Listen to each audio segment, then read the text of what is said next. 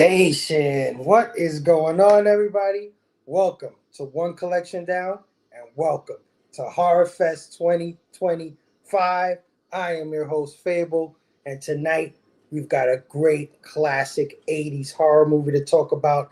I'm talking about C.H.U.D, cannibalistic humanoid. I forgot how it goes. One of the guys will correct me.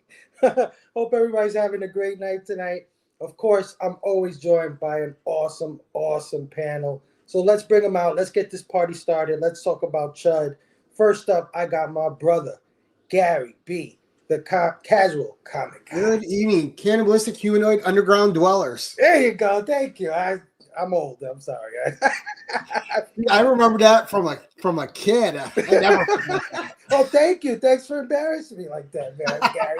My memory's not what it was. Anyway, thanks for joining me, Gary. Always love having you on these things, man. You signed up for this right away as soon as I sent the list. I'm really excited to hear your thoughts on this movie tonight. Oh, thank you. Oh yeah, man. I had a blast rewatching it. It was so much fun. Oh yeah. All right, let me bring out my next guest, my homie Matt, Hero for Hire Comics. What the? Has anybody seen Laurie Strode? I just need to talk to her. No, she's not around here. Kidding. All right. There you go, man. I got my fake knife. You thought they got me. Thought he got me. Now me and but anyway, station everybody. It's good to be here. Yep. This is a wild one right here. I remember watching this in the 80s. Oh yeah. This is definitely one of those staples from the VHS era. 100%. I remember always seeing it on the shelf at the video rental store. Absolutely. Well, Matt, thank you so much for hanging out with us tonight for Horrorfest and for C.H.U.D, man. Can't wait to get into it with you. Let me bring out my next guest, my homie, my brother, Rocket Robbie Phillips. Station. What is up, dude? I thought this movie meant cannabis, humans united for deliciousness. So, yeah. Which, let's go, man. Happy to be here, man. Happy to be here. Let's just go with that one. That sounds better. That sounds better, yeah. Hell yeah. Thanks for joining me for a second week in a row, Robbie. I feel so honored, man. On a Tuesday, bruh. On a Tuesday. It's not like I just got back from a con. It's not like I got people waiting on a weekly comic book review or anything like that. You know what? Fuck them, man. We're here. Talk about C.H.U.D. It's Horrorfest, baby. Horrorfest takes precedence, man. Happy to be here, Gary. Heroes. Nice to be here on with y'all. I appreciate that, Robbie. I'm pretty sure you owe me a show anyway, somewhere from some time. I think you fucking owe me now, man. Is what I'm saying, okay? You got to start putting you on the payroll, Robbie. Well, I mean, just saying, man. I'm very excited to be talking about the prequel to Home Alone here tonight. I'm telling you, right? We'll get into it. All right, let's bring out our final panelist. Returning, he made his debut on Action Fest. When we did Action Fest, we did I Come in Peace. One of my bros in the community, love this dude to death. Can't wait to have him on. Let's bring him out. Without further ado, my brother Jake, Hounds of Horror. Hounds of Gore, sorry. My bad, Jake. What's up, guys? What? I'm talking contamination hazard urban disposal is what we're talking about. Code name. Oh, yeah. Spoiler. What's up? Good Thanks to be for here. coming out tonight, dude. Absolutely. Wouldn't miss it. Man. Oh, yeah. All right, fellas. Let's get into the movie here. C.H.U.D. Let me bring out my notes here. Just some quick factoids, a quick synopsis. C.H.U.D is directed by Douglas Cheek and written by Parnell Hall, based on a story by Shepard Abbott. It had a budget of $1.25 million, and it had a limited theatrical release by New World Pictures on August 31st, 1984, which I did not know this movie came out in the movies. I was too young for it anyway, but it did come out in the movies. And it grossed $4.7 million, so it was a reasonable success. So what is C.H.U.D about? It's basically the story of a small neighborhood in Lower Manhattan that is being plagued by strange disappearances, especially in the homeless community. When a local police captain and a soup kitchen manager, a photographer, and a freelance reporter try to investigate the disappearances, it brings them to the neighborhood's underground sewer and abandoned tunnels populated by undergrounders, a community of homeless people who call these tunnels their home. There they discover the reason for the disappearances: mutated monsters called CHUDs, cannibalistic, humanoid, underground dwellers. We also discover that the CHUDs were once people that were mutated by toxic waste that has been dumped under the city in secret. As the CHUDs begins to terrorize the neighborhood in an effort to cover up their illegal waste dumping, a shady government agency initiates plans to gas the tunnels in order to kill the CHUDs. It's then that we discover that the CHUD is not an acronym for the mutated monsters terrorizing the neighborhood, but is in fact the name of the shady government agency that dumped the toxic waste there, the Contamination Hazard Urban Disposal. Oh, man. So I got to admit, when I was a kid, I did rent this movie. Like I said, it was a VHS staple. It was one of those things that you always saw in the rental places. But I don't know. I must have watched it. I must have not gave a shit because I didn't remember this movie at all, to be honest with you. And I think I watched it again in my 20s.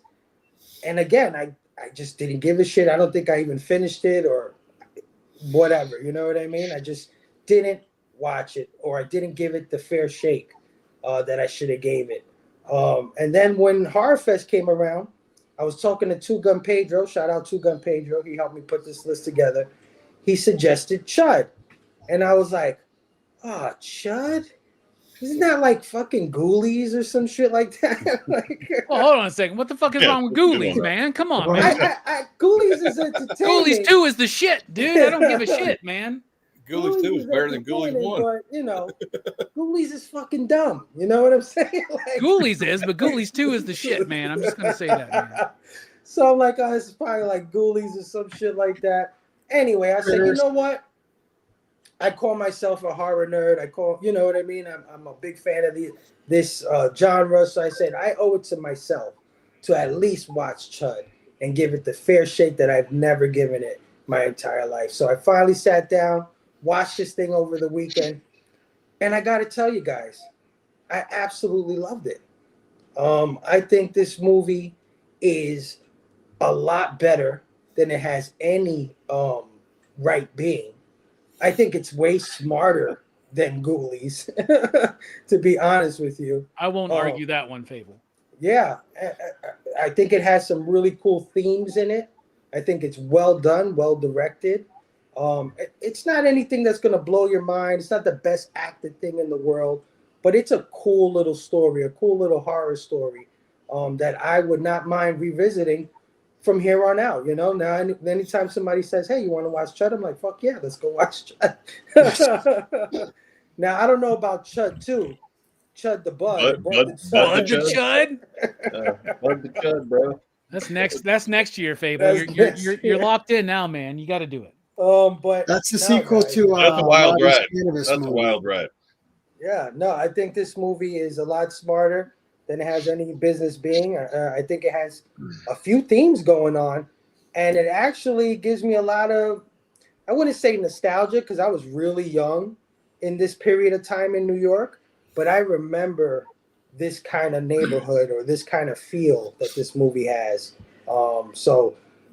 You remember like walking down the streets and slimy creatures coming up out of the fucking sewers and like snatching people we and called dogs them and crackheads shit? back then, but you know, CHUDs, down in whatever. Alabama, that's what they still think New York is like, bro. So there you go.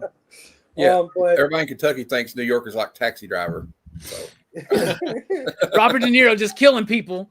Yeah, but going on theaters everywhere, you know. There was definitely a time where 42nd Street wasn't the 42nd Street you guys see on TV with all the lights and the tourism and things like that. It was a shady place, a lot of you know, drugs around, a lot of what do you call it, sex workers, stuff like that. Graffiti everywhere, dirty, grimy. And I missed out, man, when I was there with you a couple months ago, man. But yeah, man, I totally enjoyed this movie, but I want to know what you fellas thought about C.H.U.D on this revisit, first time watch, whatever it is. So I'll start with you, Gary. Your overall thoughts on Let's C.H.U.D. go.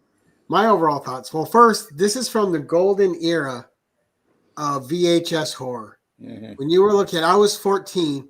VHS did more for horror in the 80s, direct to VHS in the video stores, than the whole decade preceding it. You had the exploitation horror, you had that kind of stuff, but horror boomed with VHS. And in this format, the video stores were filled with them. Your parents were getting a movie. You were a kid begging and grabbing whatever horror movies you could off the shelf to get home and watch them while your parents were sleeping. And when you saw C.H.U.D, and a lot of these movies that didn't even make it in the theaters found new life. And, you had great companies like Full Moon, Orion, Canon, just making these direct to VHS to video store movies. Not that this was one of them, but it feels like it fits in that genre perfectly because that's where it's found its ultimate success. So revisiting C.H.U.D, which I watched as a kid, and like I told you earlier, I never forgot what it stood for because this movie just stuck in my head for some reason. There's a couple notable things about it. But yes, it's a B movie, but it does rise a little bit above the B movie mediocrity in some ways, right? When you're talking about the political satire with not trusting the government and chemicals being dumped and that kind of paranoia, which a lot of films back then played into different paranoias. Not that films today don't, but there was a more in-your-face way about it back then, right? And it was a more fun way.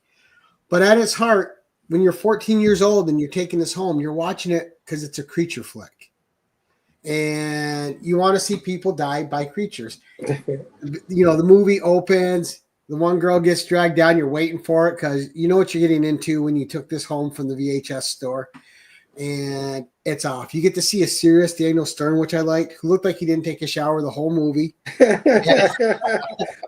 or anybody for that matter. Let's keep right. it real. and I have heard that Daniel Stern is still movie, not taking a shower. That's right.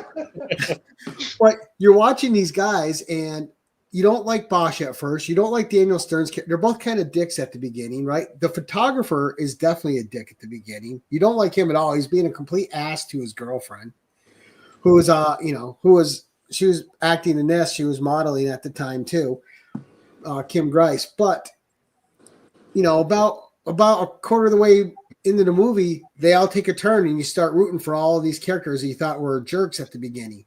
And there's a common thread. You learn a girl at the beginning was actually Bosch's wife, and now you're even more invested in it.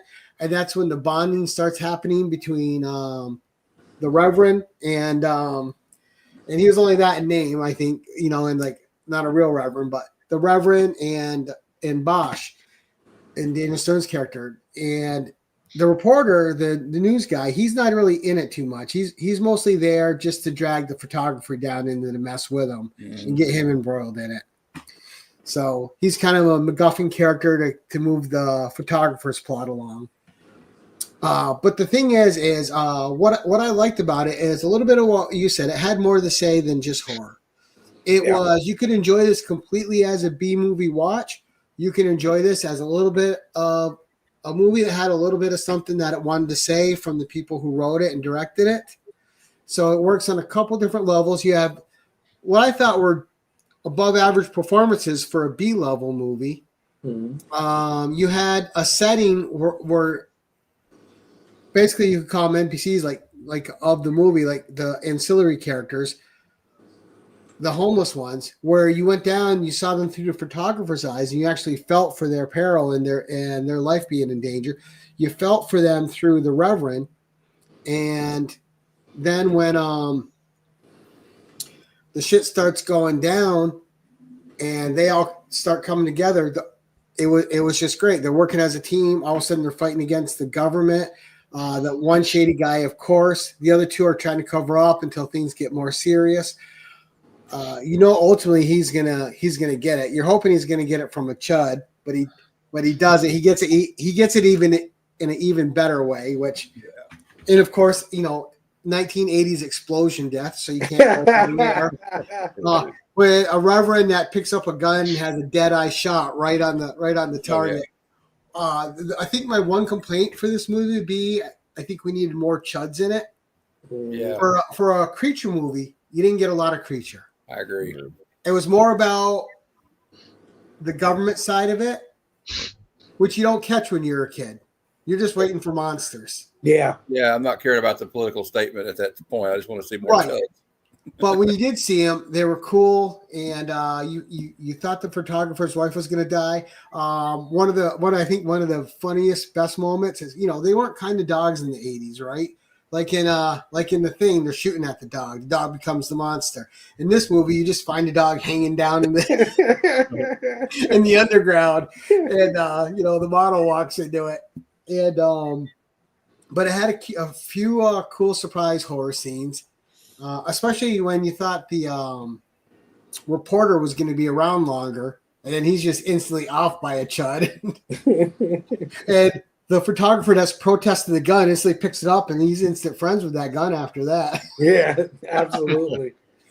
But overall, for a movie that was marketed like a B-level movie and rolls a little bit above it, if I'm rating this on a scale of 1 to 5, I'm going to give it a solid 4 because it did what it's supposed to do for a B movie. You skip right to the end of the show. Okay, let's. Oh, right, show's over. We're gonna rate it. Sorry, go ahead. I got carried away talking. It's all good, Gary. It's all good.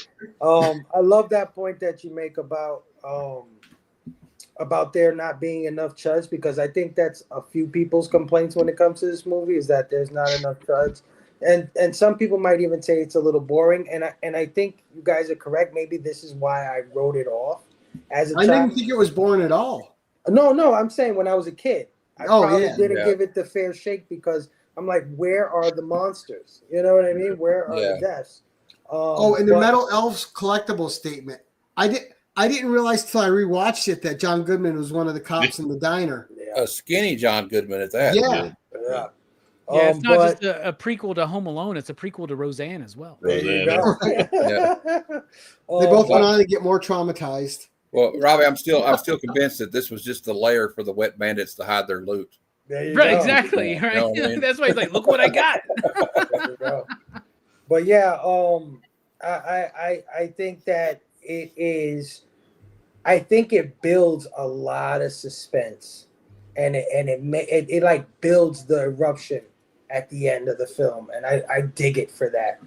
And I can dig it a lot more. Hair was a character in itself in this movie. Yeah, no, absolutely. But Matt, what's your overall thoughts? Well, first of all, in the movie, I was less scared of the chuds than I was the sanitary conditions of that soup kitchen that Daniel Stern was running. But I'm getting ready to shut down any moment. But no, this movie, when you watch a movie like this, see, I have a show, I do a show called Bad Cinema. So I'm familiar with movies like this. Doesn't mean they're not good. You just have to judge movies like this on a different metric, because, I mean, like we just reviewed Sleepaway Camp. The same thing. It had a short life at the theater, but it had a long life on like Gary's saying, at the video rental stores back in the day. And I remember going to the video rental store and seeing this movie, and it was like one of those good video rental stores, not Blockbuster. I'm talking about the ones with the tanning beds in the back. You know what I'm saying? and the beaded the room with the beads and the red light on the curtain. You weren't allowed to go into it. Didn't know what was going on in there. I thought there was a minotaur or something in there. But yeah, my only criticism would be that there's a lot of exposition, like explain, like you got 3 guys explaining the same thing over and over, but other than that, and the fact that I wanted to see more chuds, they really do build the suspense to where you're like, oh, you keep getting these clues, like he tells the detective, like Daniel Stern's like, I found this Geiger counter in here. Why do they got Geiger counters in here if they're checking the sewer? Mm-hmm. And then we're like, oh, this is gonna be, and I kind of love a good conspiracy, so I had my conspiracy hat in the movie, and like they're also trying to make a statement about the way we store chemical weapons and toxic waste, and the environment kind of too. And correct me if I'm wrong, Fable, but the homeless people underground, that's a real thing. Like the mole, they used to call them the mole. Absolutely, yeah. So that's like a real thing from the headlines. The mole people, the undergrounders, they I almost definitely think this movie existed. is a companion to Alligator. The movie where they flush the alligator down the toilet, and it's in the sewer in New York. So it's it's what Chris Claremont was basing the Morlocks on. Yeah. He might have been watching this movie or something. I don't know. But also kind of puts me in the mind of that movie. I don't know if you remember The Stuff. Mm-hmm. Yeah. Love because Larry Cohen Gold, man. Conspiracy going on, and they're like, they don't know what's all going on. And what's his name from Saturday Night Live was the star of that one, by the way. The supposed to be like famous Amos Cookies. Oh, guy. His name is more starts with an M. His last Garrett name Morris. Garrett Morris. That's it. But anyway, let's get back to this movie. So they're like, I also like the one cop. The one cop's just like at the end, he's like, "Now screw this. I'm going to send a bunch of guys there with flamethrowers. They're going to take care of this right now." But also, you got the CIA guy. I'm assuming he locks Daniel Stern in there, and I was upset when I first saw it. The first time I watched it, I was hoping he didn't get killed because I really liked that character because he was kind of a curmudgeon, but he cared about these homeless people, and he was trying to help this officer. And then you have this ending, and this one guy just goes full crazy. What the government guy? He's just trying to run people over trucks and stuff. Yeah. And I also like the girl. There's a shower scene in it. That's always a plus for a B movie. But like the guy, I love the scene where she's in. I don't know if I should be saying it now, but like where she's the one that comes up and is attacking her, and its head gets real big. Probably not a good idea when she's got a sword or something. And she walks her head off there at the end of it. We got to see the full reveal, but I love how they had the glowing eyes. And I really think the practical effects, the makeup effects for a B movie are really not bad. The glowing eyes in it were great. Yeah, it's not a very big budget I'm sure. So, and that's ultimately too what makes you like that photographer guy at first, because he just leaves to go help that homeless lady, and then he's excited to have a baby with his girlfriend. So that turns you back around on his side. Those 2 moments. And I took some notes, and then I'll shut up because I talk. Go for it, man. I did my research, but I covered this movie a few months ago on Bad Cinema, so I was prepared. There's been a lot of references to this film in other pop culture, like The Simpsons, the CW's Flash, Aqua Teen Hunger Force, Clerks 2, Castle, Archer, Futurama, Pushing Daisies, Outer Banks, Agents of S.H.I.E.L.D., and Rick and Morty. And also Martin Cooper, who did the score for this movie, Rolling Stone named it 33 out of the 35 greatest horror film soundtracks of all time. And this film was also the subject of an April Fool's hoax announcement by Criterion Collection when they announced that Rob Zombie was rumored to be considering a remake of it. Now, that's a Rob Zombie film I would watch. Oh yeah. So you enjoyed it overall, I assume. Yeah. It's like I said, it's a popcorn flick. It's like something you watch on a Saturday evening with your buddies. I don't recommend watching it alone. It's actually got some funny parts in it. I don't know if they were meant to be funny, but that's like that with Sleepaway Camp too. I don't know, but also the people that are bad in this movie.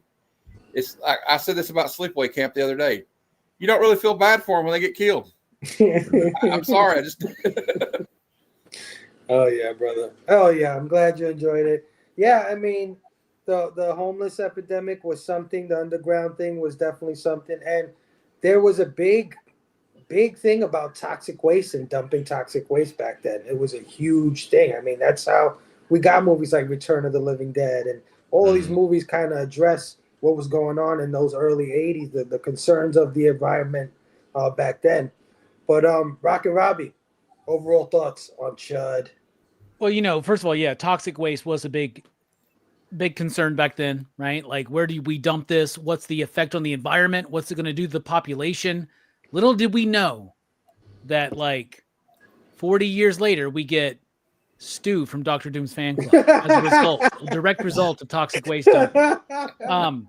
That being said, this is not a movie I watched when I was younger. I remember seeing it at the video store. And, I always tell the story that I got into horror because my mother, I could watch anything I wanted to with her, right? I couldn't watch it alone or with somebody else, but if she was there, she let me watch anything.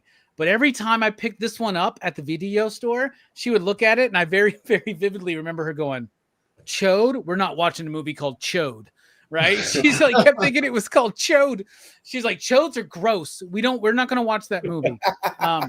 So I didn't watch it until like late 90s, early 2000s. I watched it with a group of homies. We had fun. I've never seen it since. When you put it up on your list, it was the first one that I said, I want to do C.H.U.D, man. Yeah. Because it is pop culture significant, right? It is of significance within pop culture. Because like Matt was saying, so many other things in pop culture, whether it be The Simpsons or Kevin Smith, right? Like reference this movie. It's become a big deal. We know what a C.H.U.D is. C.H.U.D got turned into a legitimate noun, right? And I feel like in 2026, all 5 of us need to make sure that we make C.H.U.D a verb as well, like to C.H.U.D someone or to be C.H.U.D-ing. So that's what I think. But I remember liking it, so I was excited to watch it this time. And I'll tell you this: I like the movie. I like the movie a lot. I do think it is incredibly slow paced, right? And actually, it's not the pace of the movie that's slow. The movie unravels and develops its story very naturally. But the problem is, we need way more fucking C.H.U.Ds in this movie. You know what? Another movie that had a low budget that like they literally only had like 2.5 suits or whatever, and they were able to make a more exciting thing that was also trying to have an environmental and I know exactly what you're going to say. Humanoids from the Deep, man. Yep, I knew exactly what you were talking about. Good Roger Corman flick. Yeah. Funny you mention that. I think this is a better version of Humanoids of the Deep. I think Humanoids from the Deep is a better version of C.H.U.D. But that's just me. That's just me. Watching it this time, I do think it's a little slow in revealing the C.H.U.Ds and the creatures, but I understand the budgetary constraints and limitations. I also understand what the movie's trying to do. The movie's trying to be smarter than what it actually is, right? And I really appreciate it. I think it actually elevates the movie. I think it's atmospheric. I love the music in the movie. I like it overall. It's not the strongest creature feature from the 80s, but it's definitely not the weakest at all. It's got some good performances. It's got some solid characters. It does exactly what it needs to do with what it has. It could go a little bit further, but we're also talking about an era where we're pushing boundaries, but we're not quite in 1985 yet, right? So you can forgive this movie just a little bit. Like the very next year is like the year where like cinema like goes off the fucking rails, and then the MPAA is like, whoa, guys, I think we need to pull this back, right? And then cinema's kind of ruined for a while, man. Like for like it held the cause of cinema back for like 20-25 years. The prudish 1980s backlash, the Nancy Reagan, Tipper Gore shit. You know what I'm saying? It really held us back culturally. Well, they ruined cartoons too. Well, like Sean S. Cunningham says it about like there was a certain point with Friday the 13th movies where they're like, okay, we're going to shoot 3 versions of this kill scene because the MPAA is going to disapprove of 2 of them. Oh yeah, you know they're going to cut the hell out of it. So it was like Jason Takes Manhattan is way better without all that shit attached to it. You know, if that movie was able to be like uncut. But that being said, I like the film. I think it's solid. I don't think it's the greatest, but it's definitely not the worst. But I enjoyed revisiting it, and I'm excited to talk about it. And oh my God, did anybody else like get Teenage Mutant Ninja Turtle vibes at the very beginning of this movie? And the other thing, Fable. You know, I just visited the city for my first time like a month and a half ago, right?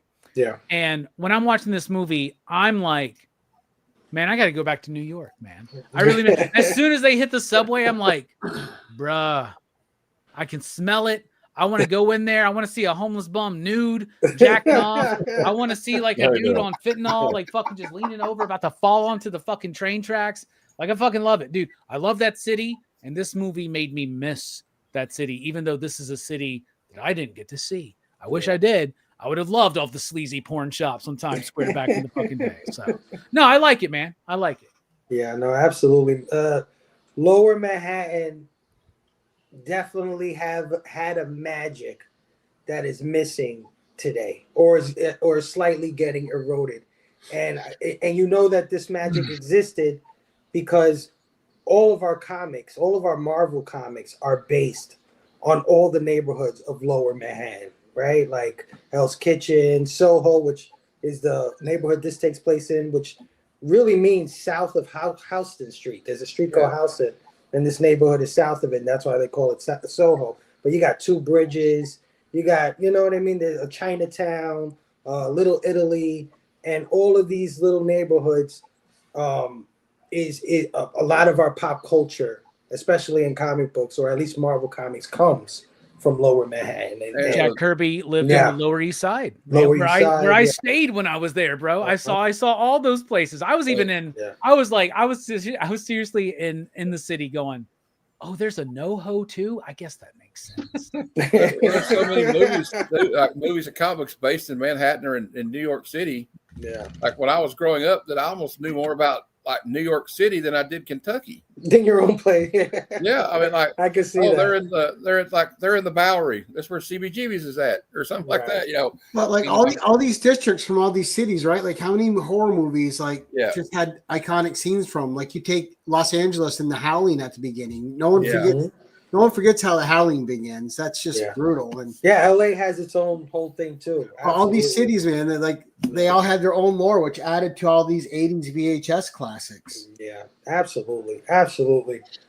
Jake, my brother, overall thoughts on C.H.U.D? Yeah, so initially it's been a while since I've actually seen this movie, and I think the first time I saw it, I was kind of bored by it, and I was kind of talking with my buddy Jared about it, and I was like, I think maybe the main reason I was kind of bored by it was I was expecting more like B. I think this was when I was on like getting really into like shitty B horror movies, and I was just expecting like Bud the C.H.U.D and not fucking C.H.U.D, right? You know, because Bud the C.H.U.D kind of, and I talking to him about this, kind of like C.H.U.D was similar to like Evil Dead, right? It was kind of like scary, and then it went to like Evil Dead 2 Army of Darkness level, where like Bud the C.H.U.D is just fucking off the Richter scale. It's like completely fucking different. Like even that's like, I watched that probably the same time I watched C.H.U.D, and it was just like completely crazy, like almost to the point where it was a little too much. But this time I watched it over the last like couple days, and I actually, I really enjoyed it. I think, like, obviously, like, as I'm, getting older, I was like, holy shit, like, right, like Daniel Stern. I love Daniel Stern.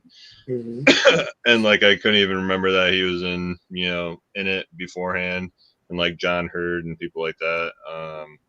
And definitely like above B grade acting, I would say, in a lot of it. What else? I would like more C.H.U.D for my buck, but I think the way that they dealt with him was pretty smart. I think they kind of relied on the imagination for a lot of it, with like the close-ups of the glowing eyes and the close-ups of their maws, with their teeth and stuff like that. And not, we didn't even get to see John Goodman die by C.H.U.D's hand, right? Like, I know. You just hear the glass and stuff breaking, and then everybody's dying in the diner. Overall, like, it's like that dark, gritty, typical like 80s goodness that I really enjoy. It's it's that dark movie. It has a lot of cool underlying things that I don't typically like look for in movies. Like a lot of times I'm just like, is this like entertaining me or not? I'm not really looking for like, oh yeah, it's like about environmentalism and shit like that. But let's kick pollution's ass. yeah, right. Like I love that. Like Futurama is another one of my favorite shows, and like the whole people in the sewer system is like, that makes total sense. That's hilarious. But yeah, like and the homelessness, like, and the work that I do, I deal with that a lot. But I've also like watched a lot of stuff on like people that do live in fucking tunnels, especially in like Las Vegas. Like there's a whole like community of people that live underground there, that have to deal with like flooding and stuff like that. But like that whole aspect is very interesting to me. But yeah, I think like overall, it was really good for a second watch through. I definitely appreciated it more this time. I definitely wasn't like, I kind of like went into it with like that expectation of like a lingering dislike the first time I watched it, and kind of like passed it over. So it was definitely like a lot better than I had remembered. But yeah, I definitely dug a lot of the acting, and yeah, the Morlocks definitely. Best X-Men comics. Yeah. But overall, like, enjoyed it. I think could have been more C.H.U.D, but I think they did a good job for what they had, so I'm not like too displeased about it. I do like a good creature feature though, so so that does like disappoint me a little bit. And I think I was also expecting a little bit more like gore and stuff, because I love that. So but overall, good stuff. I enjoyed it for sure. Yeah. And, Jake, I agree with you on that though about C.H.U.D 2. C.H.U.D 2 makes Troll 2 look like Raging Bull. Dude, it's so over the top. I said. Did you just Jared, reference my Troll buddy Jared 2? didn't even know there was a buzz Yes, I of C.H.U.D, did. and I sent him the preview, and the preview is just wild. I fucking It love is Troll wild. 2, man. They I do turn too. people It's- into vegetables to eat them. What a weird ass backwards way. I know. to, Why like, would you do that? Why don't eat you just people. eat vegetables? That's what I always wondered. Or why don't you just eat people? Yeah. Like, he's like, they're eating her. They're going to eat me. I just like the way that kid says that. Like, what the hell, kid? Come on. C.H.U.D 2 may be the greatest achievement in American cinema. Oh well, Jake, while you were awaiting more chuds, I was awaiting more tits. I don't know. Like, did this movie need Yeah, to- that was my other comment, Matt. That's the humanoids There, from the there deep. was a shower scene, but in B movies, there's always tits. There's always tits in B movies. That's so, my yeah, disappointment. it's a little step don't above a listen B to me. movie. You know what I think, guys? I think ultimately, I think the name of this movie is what hurts it. If that makes any sense, calling it cannibalistic, humanoid, underground dwellers, or C.H.U.D, or any of that stuff. Because if you see the word C.H.U.D and you see the cover of this movie, you're like Jake and probably all of us when we were young. We're like, we're the C.H.U.Ds, we're the monsters. You know what I mean? We're looking for our B horror. And it's a lot smarter than that, right? Like it's trying to say something.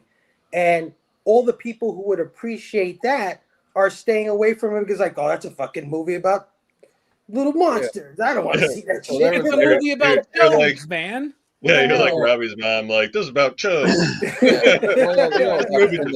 I'm not watching this shit. In the late 70s, in the 80s, a lot of people were making horror films like, about like mass consumerism and like pollution, like, Dawn of the Dead. They live. It's about like they're in this mall. It's about like a consumer lifestyle. The stuff is like that too, where they're like, these people are obsessed with getting this stuff because everybody's eating it, and it's they think it's so great. Mm-hmm. And Night of the Comet. Night of the Comet, Chopping Mall. They live. Yep. They're all got a little bit of that in it, like a little bit of that. Like, but you know what I like about it? They don't try to beat you over the head with it. Like, sometimes these movies will try to, like, I'm going to beat you over the head with this, with our political commentary, but not this. It's just like, I like the way they did it. I don't know. Yeah, no, I definitely appreciate this more as an adult than I did as a child, for 100%. But let's move on to the characters, guys. There's a lot of characters. We already touched on a bunch of actors that appear in this movie. We talked about John Hurt and Daniel Stern, of course, of Home Alone fame, which that's what I was totally thinking, Robbie, when I saw this movie. I was like, this is the prequel to Home Alone. It sure is, and it makes sense if you think about it that way, right? Daniel Stern and his girlfriend survive the C.H.U.Ds. They go off. He becomes a famous photographer, or she becomes a famous model. They freaking have 20 children. She's pregnant with their first child in that movie. Exactly. In the Home Alone movie. And then meanwhile, Daniel Stern's all like, he's about to meet a rapping Joe Pesci out there. Yeah. He in Manhattan. The soup kitchen closes. You know what I mean? And he doesn't even know that he's robbing Daniel Stern because they never meet, right? So it would be like, it's like, oh shit. Imagine they made that joke, like when they're arresting Daniel Stern and he sees, they're arresting Daniel Stern and sees John Hurt. And he's like, Chud. Yep. She had that moment. Remember the Chodes? But it also has Christopher Curry, who plays Captain Bosch, who's a big character in the movie, and Christopher Curry was in Home Alone 3. Oddly enough. Oh, the one nobody watched. All right, nice. We have Kim Grist, who's George Cooper's girlfriend, and this is her first film role. But she was in a bunch of movies. She's in Brazil, Manhunter. Yeah, Throw 2 movies Mama I from love. The Train. Yeah. Homeward Bound. Fucking Homeward Bound, dude. How's nobody ever done Homeward Bound yet? On all of our Come on. I named one of my dogs after Homeward Bound, bro. I had a dog named Chance, bro. Christopher Curry was also in The Return of Superfly. Yeah. And this was Christopher Curry's film debut too. Yeah. But then when you connect her with Billy Crystal from Throw Mama from the Train, then you connect Daniel Stern, you get City Slickers. Yeah. Oh my God, y'all. We just made the next year PCP movie night, y'all. And you're all invited. Just wait and see. I'm ready, Christopher dude. Curry is in one of my favorite, and I think one of the most underrated movies of the 80s, FX. Yeah. I love that movie. Yeah. What's that dude's name who's in that movie? I can't remember the Australian guy. It's an Australian actor. I can't remember his name, but this other guy plays another guy in it. But yeah, FX is good. I remember being a kid loving FX too, man. Yeah, I remember when the channel started. I was like, "What is this? This channel that just plays that movie?" It's like what? But yeah, we also got J.C. Quinn as Murphy, who was in Maximum Overdrive, The Abyss, and The Prophecy. So not the best well-known actors in the world, but people that you've seen in plenty of things. I love The Abyss, one of my favorite movies. You gotta get your start somewhere, man. Episodes of Law and Order. And talking about getting his start, we already talked about John Goodman appearing as a brief cameo as a cop, who I think is probably the biggest star, or had become the biggest star out of all of these actors. But a lot of TV people that like Eddie Jones as Chief O'Brien. He was Jonathan Kent and Lois and Clark. I don't know if you remember that television show. Patricia Wilson, who played an ad woman. She was the wife of Tim the Two-Man Teller on Home Improvement. Yeah. Okay. Jay Thomas, who also played a cop. He was on Mork and Mindy, Murphy Brown. He had reoccurring roles on both those shows. And Samuel McCurry, who also played a cop. You may remember him as Chandler's boss on Friends. So there's a lot of future TV stars. Goddamn deep cut Fable, man. What the fuck, dude? I did my homework, man. I did my homework. One of my favorite. Kim Grass was in one of my favorite thrillers of the 80s in another underrated film, Manhunter. Yeah, Manhunter's great. It was overlooked in the 80s, but it's a great film. Manhunter better than Silence of the Lambs. Yeah, just gonna say. Hey, I kind of agree. I have to agree with you, Robbie. Michael Mann film. Michael Mann nobody's as good as Michael Mann. You see, I get a lot of hate. I don't care for Silence of the Lambs. I'm like, eh. Yeah, I like Silence of the Lambs a lot, but it was a one watch for me. There with you. I'm right there. Like, okay. Yeah. But yeah, characters, performances. This movie has a ton of characters. It's all about characters if you really think about it. So, Gary, is there a character or performance that you want to highlight from C.H.U.D? Well, just the four main, right? Kim Grice, the wife. You got her boyfriend, Daniel Stern, and the cop. Like those four actually had in a B movie. They had some character development. You had her pregnant, protecting her baby and herself from a chud, trying to see if her boyfriend then was going to be interested in carrying the baby forward and them having it together. You have him where in most movies, that would be the point where someone with less keen writing would just make them dismiss her. But instead, he was all about them becoming a family, which made you turn in that character's favor. And it gave him a little more to do than to be the grumpy ass he was for the first part of it, not answering phone calls, lost in his own little world. And then they gave more character development when he left the photo shoot to go help the homeless woman and get her out of jail, make sure she got back to her subterranean tunnel safely, right? So that gave him some character development. It gave him some layers. You had the cop who seemed one note at the beginning, and Daniel Stern, who just seemed completely against him, but was calling him. And then as soon as you found out that it's his wife who died in the beginning, you kind of understood him more. It gave him more depth. And Daniel Stern instantly turned from not liking this guy to being able to empathize with him. And then it gave them common ground to move forward. And then after that, it introduced a common enemy, which was the government, right? But I think all four of those characters is why this movie works. If it was just based on one character, I think the movie would have suffered. I think the ensemble cast is part of what gives this movie its longevity, and the way that those characters move forward together and become a team. Yeah, absolutely. I'm just gonna say, man, real quick, right? How many panelists you got tonight, Fable? 4. You got 4 panelists. Gary took everybody's. Gary just took the 4 main characters of the fucking movie. Such a dick, dude. Hey, Robbie, there's a reason I only get invited on once in a while. Okay, he scored the movie already. He picked everybody's character. He's like, it's a 4 you digs. I love all the characters. I want it all, bitches. Gary's being very diplomatic. He's trying to give everybody in the movie some credit. No, he's trying to rush this thing along. Like, let's go. Let's Okay. get to the next part. I mean, this movie just works for me because of all of them. Absolutely, Okay. no, for sure, brother, for sure. Matt, is there a character? Well, he didn't leave many, but I'm just kidding. One of the, like some of the like just interesting characters that are not like much in the movie though. I will name one of those to start out with. Yeah, cool. The homeless guy when they're that scene where he tells Daniel Stern, "My wife is one of these people," because Daniel Stern's like, "What is the president was down there, the senator, the mayor? Yeah, y'all be." He goes, "My wife's down there," and that guy acting all crazy there. He's kind of like, "I've seen some stuff, man, and some things."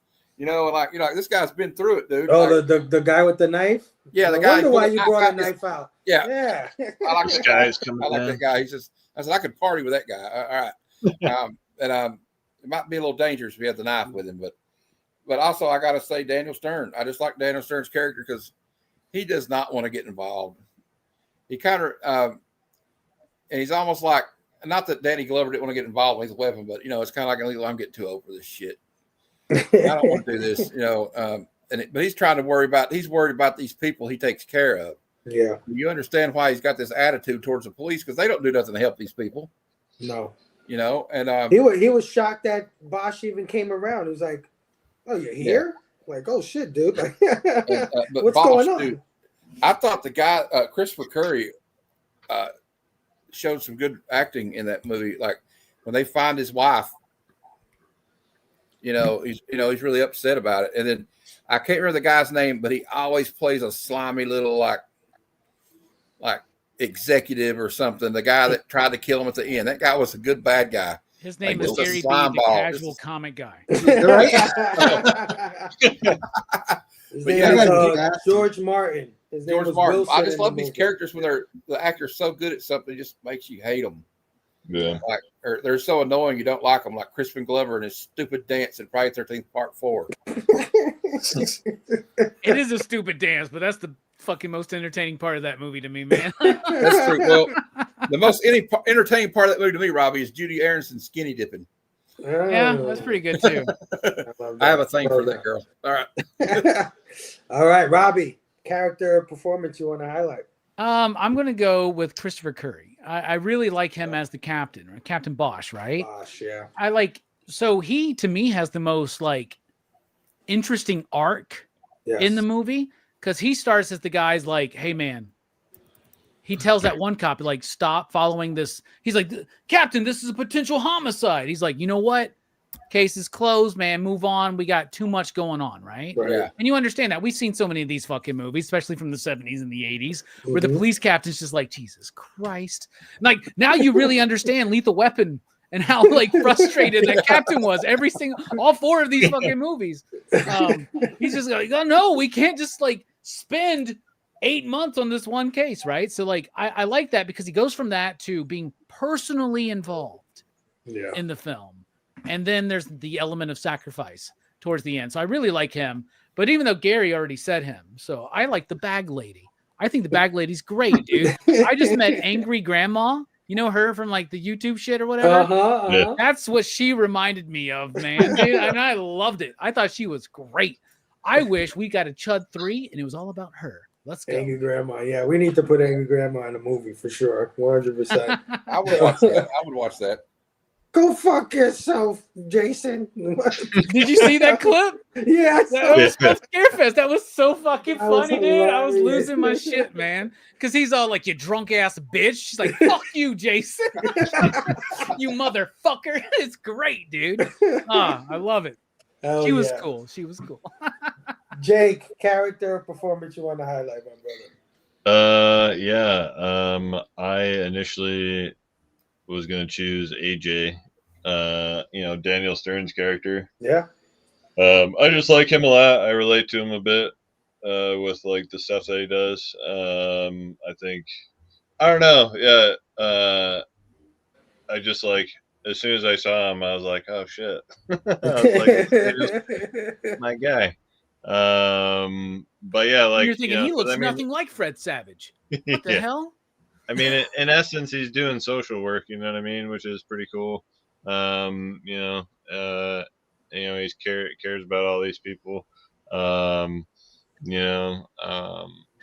definitely just relate to him a lot, and I think I don't know, like his character throughout the movie. Right, he kind of became. I don't want to say like the hero at the end, but oh, for sure, hell yeah. Yeah, I mean. It was really cool. And then, I always like getting the little like cameos, like with like Action Fest. It was like, I saw like it was the well-known like henchman, right? I forgot his name, but he's like the henchman for Hollywood, right? But then like I saw John Goodman and I was like, oh shit, it's John Goodman. He plays like a complete like harassing kind of cop guy. It was pretty cool seeing him too. But I think like overall, like Daniel Stern was really cool. Yeah. To him, yeah. 100%. I mean, Daniel Stern was so empathetic with these bums that he actually looked like a fucking bum throughout the whole entire movie. He was very committed to those pit stains, man. It's like, oh, we're going to the mayor's office? I'm not going to bother to wipe this dirt stain off my fucking forehead. So you don't want him even when he needed some of this bad.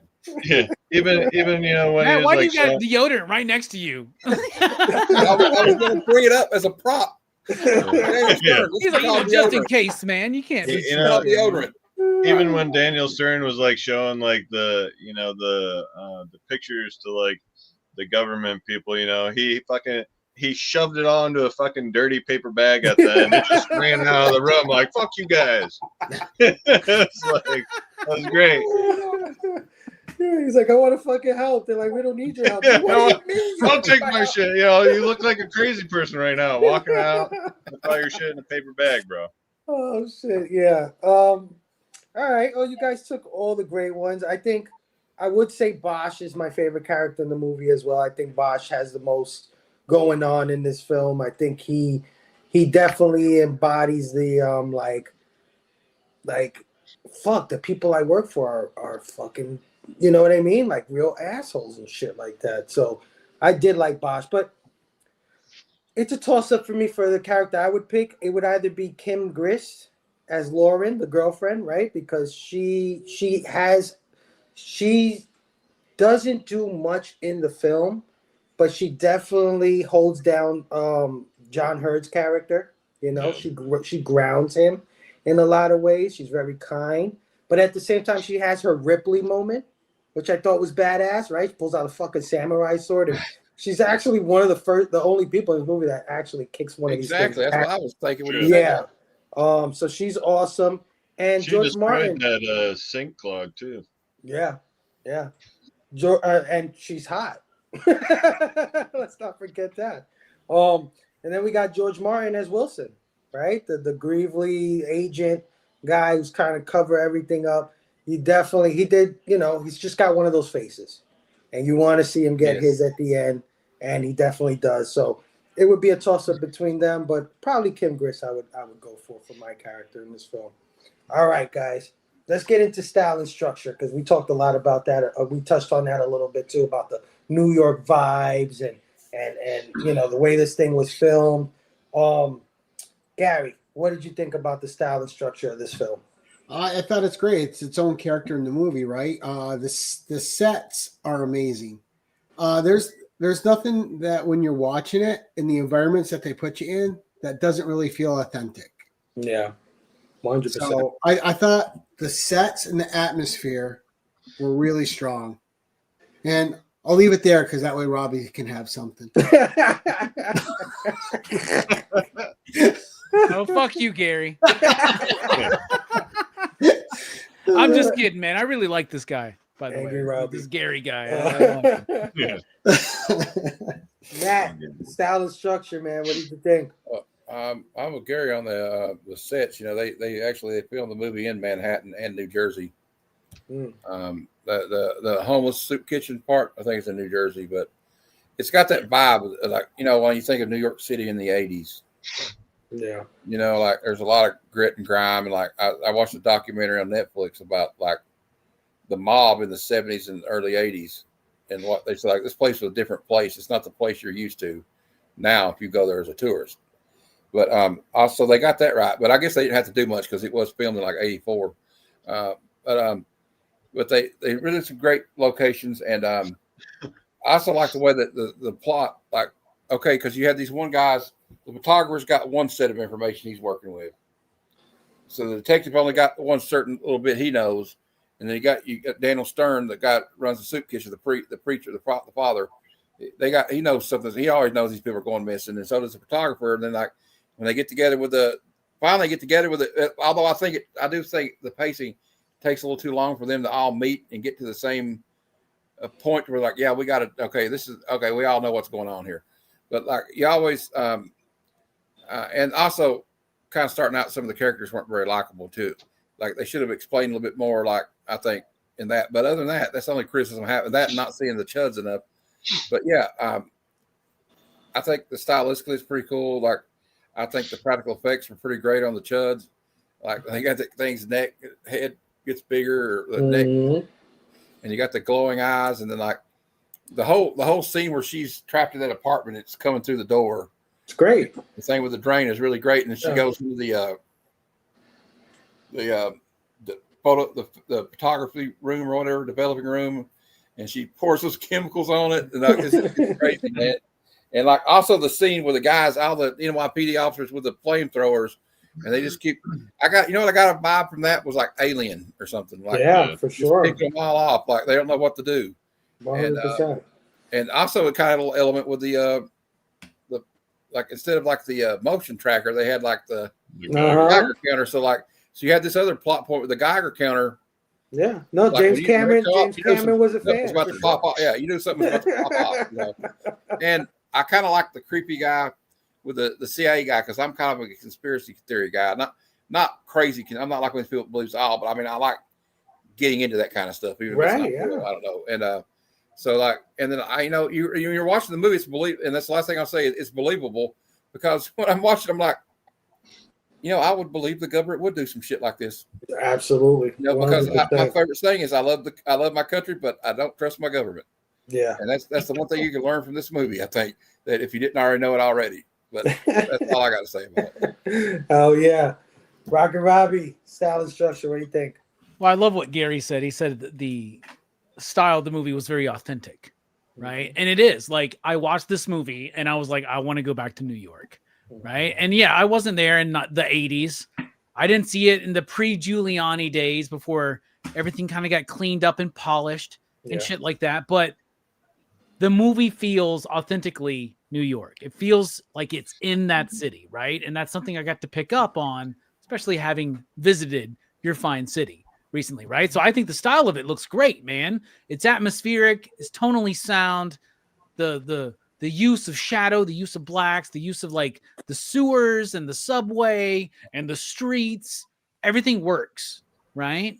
Structurally, I think the structure's fine. It has a deliberate pace to it, where it's got these different stories, these different characters working together in the script that eventually come together to the grand finale. The only thing is, I would, like everybody has said, put more chuds in there. Maybe a little less like development on certain things, because one of the things they are doing, I love what Metal Elf said, that there's like 3 different class levels that are represented, being forced to work together for this overall problem, right? Mm-hmm.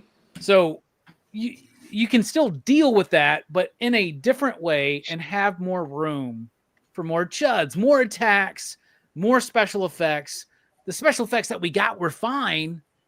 And I get the low budget. I get that they're trying to hide certain things, but like, we needed more creatures. We needed more kills. We needed gorier kills, and we needed them earlier and more frequently. Right. Yeah. So I think structurally it's a little shaky, but I think stylistically, for the most part, it's pretty spot on. Oh yeah. Oh yeah. Jake, style and structure. What did you think, brother? Yeah, I think like everybody said already, the style's like, you know, it's that 80s grit, man, that I just really enjoy.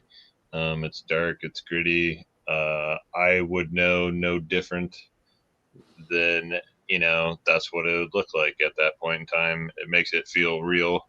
You know, again, like the CHUD factor, you know, give me like 4 out of 5 CHUDs, you know, we're at like maybe 1 or 2. You know, the structure I think is like, you know, it's pretty like formulaic, right? Like, you know, you kind of, it's taking you through the plot, you know what I mean? Which is fine. I don't necessarily like think that's a bad thing. Like, you know, I'm not, a lot of these movies, right? Like, I'm not expecting, you know, to have my mind blown, you know what I mean? Like, you know, maybe that's why I do really enjoy B horror movies, is like I know what to expect when I go into B horror movie, which is maybe why I was let down a little bit when I first, you know, came in to see CHUD, was because it was not what I expected it to be. Right. It was maybe a little too good for right, exactly. my like typical like, fare that I was like, minus, like B plus. I'm looking for like the shock fest, you know what I mean? Like I want like stupid shit. I want boobs. I want gore. I want, you know, I want some laughter. Humanoids from the like deep. That's what you want. Yeah, he wants humanoids. Yeah. But overall, like I think you know, again, like I like that I had a little bit more substance than my, you know, typical fare. So I would say, you know, overall, it was like, you know, it was good, man. Definitely style and structure was good for me. Absolutely. You guys said it all about style. I think it does definitely capture the New York flavor. It's always weird to see shit look so dirty. It's like, God damn, we were fucking filthy. Like, my Lord. Yeah, I mean, how do you dirty. feel like? How do you feel? You know, with the representation of like where you live. You know what I mean? Like, because I don't live there, but you know, if like there's one movie that was like filmed in my hometown, Lucy was a Geek, and I'm like, holy shit, like that's where I used to like get groceries and stuff. So it's like very different, you know. I mean, that's a question you'd probably have to ask my parents, because they were young, you know, adults or teenagers when that time was going on. So they might have felt like, this fucking city's gone to hell. Look at all this nasty shit. But me, I'm like, ooh, abandoned building. Let's play. You know? Yeah. Oh, look, they're drawing all over the walls. I love these drawings. You know what I'm saying? So to a kid, it's a totally different thing. It's like, oh, look, they have a can on fire, and there's a whole bunch of men like getting hot off of it. That's awesome. Yeah. You know, like, you know. That's smart. We're saving the environment. We're singing in harmony, right? We're getting rid of trash at the same time while heating ourselves. Exactly. It This definitely is very gives me that, like environmentally like responsible. Like, There's a homeless man taking a dump over there in the corner. exactly. in fact, when I went to the city for the first time this year, I was kind of disappointed it wasn't like Chud.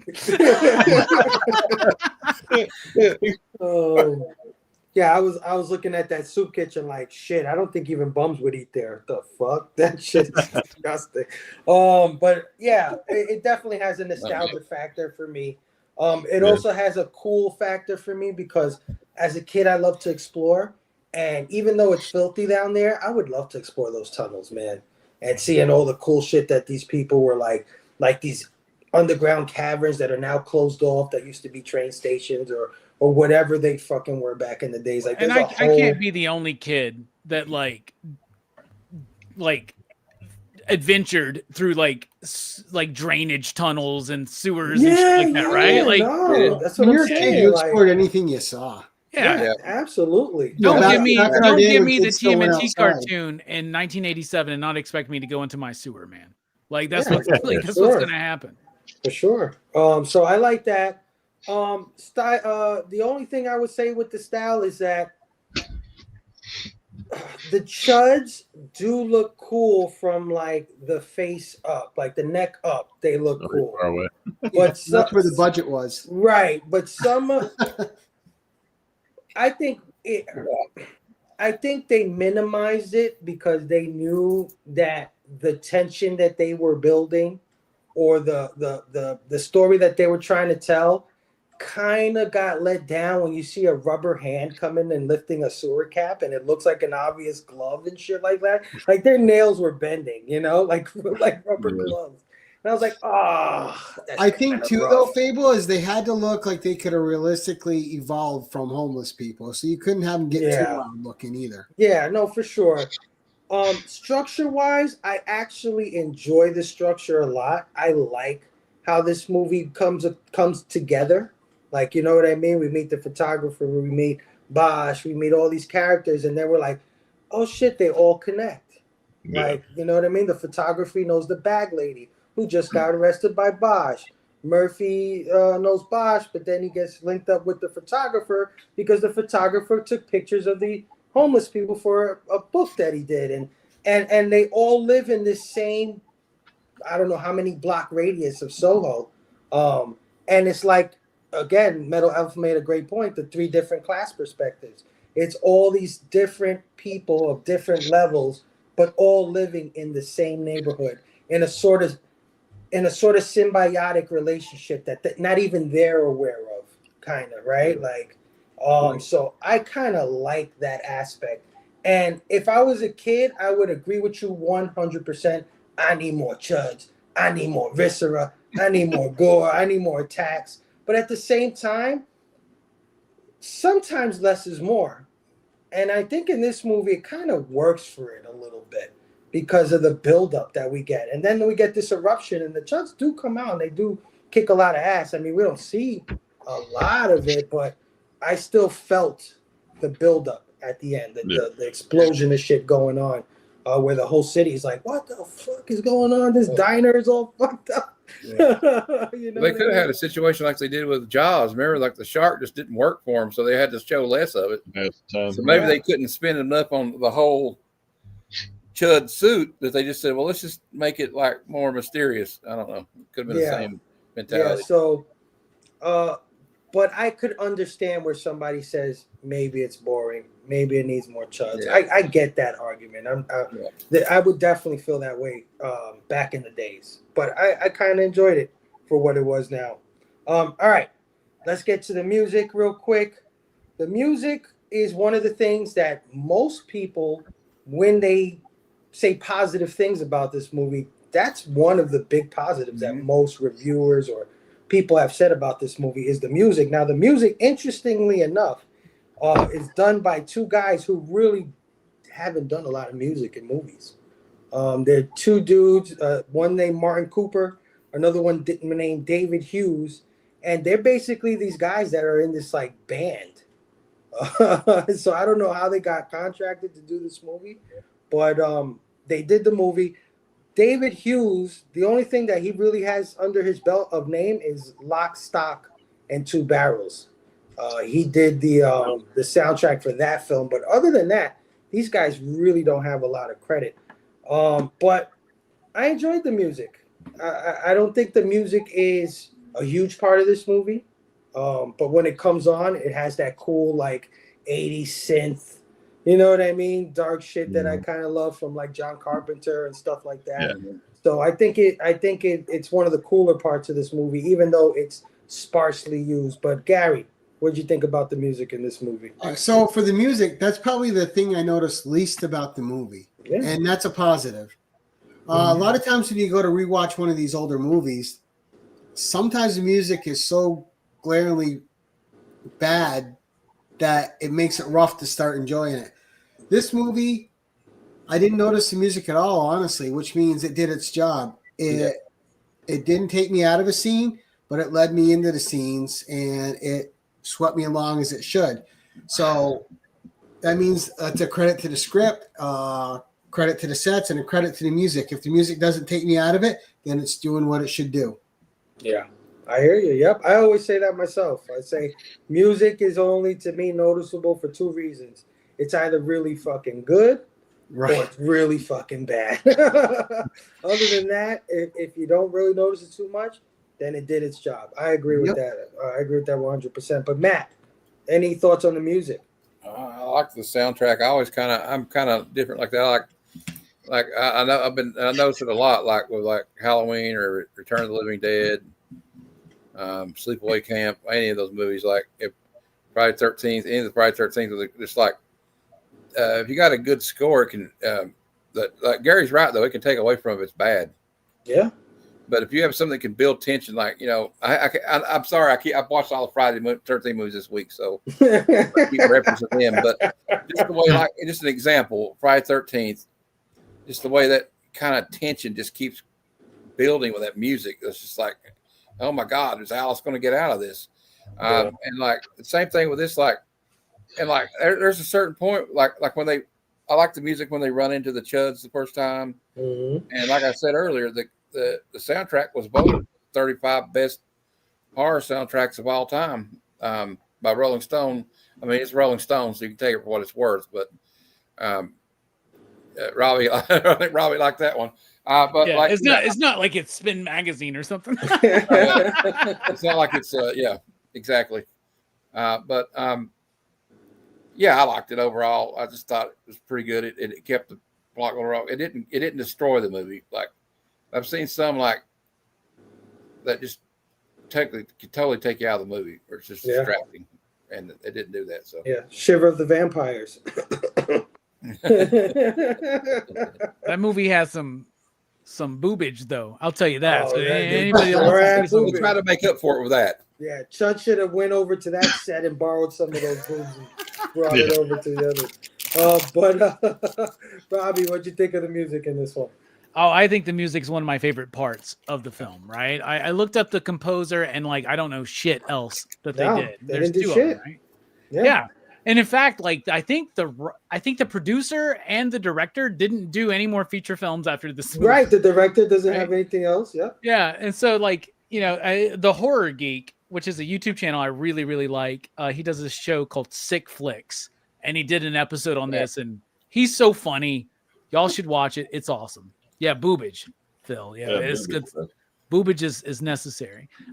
Anyway, I think we actually need some dickage to counterbalance some of the boobage sometimes, but that's what I say.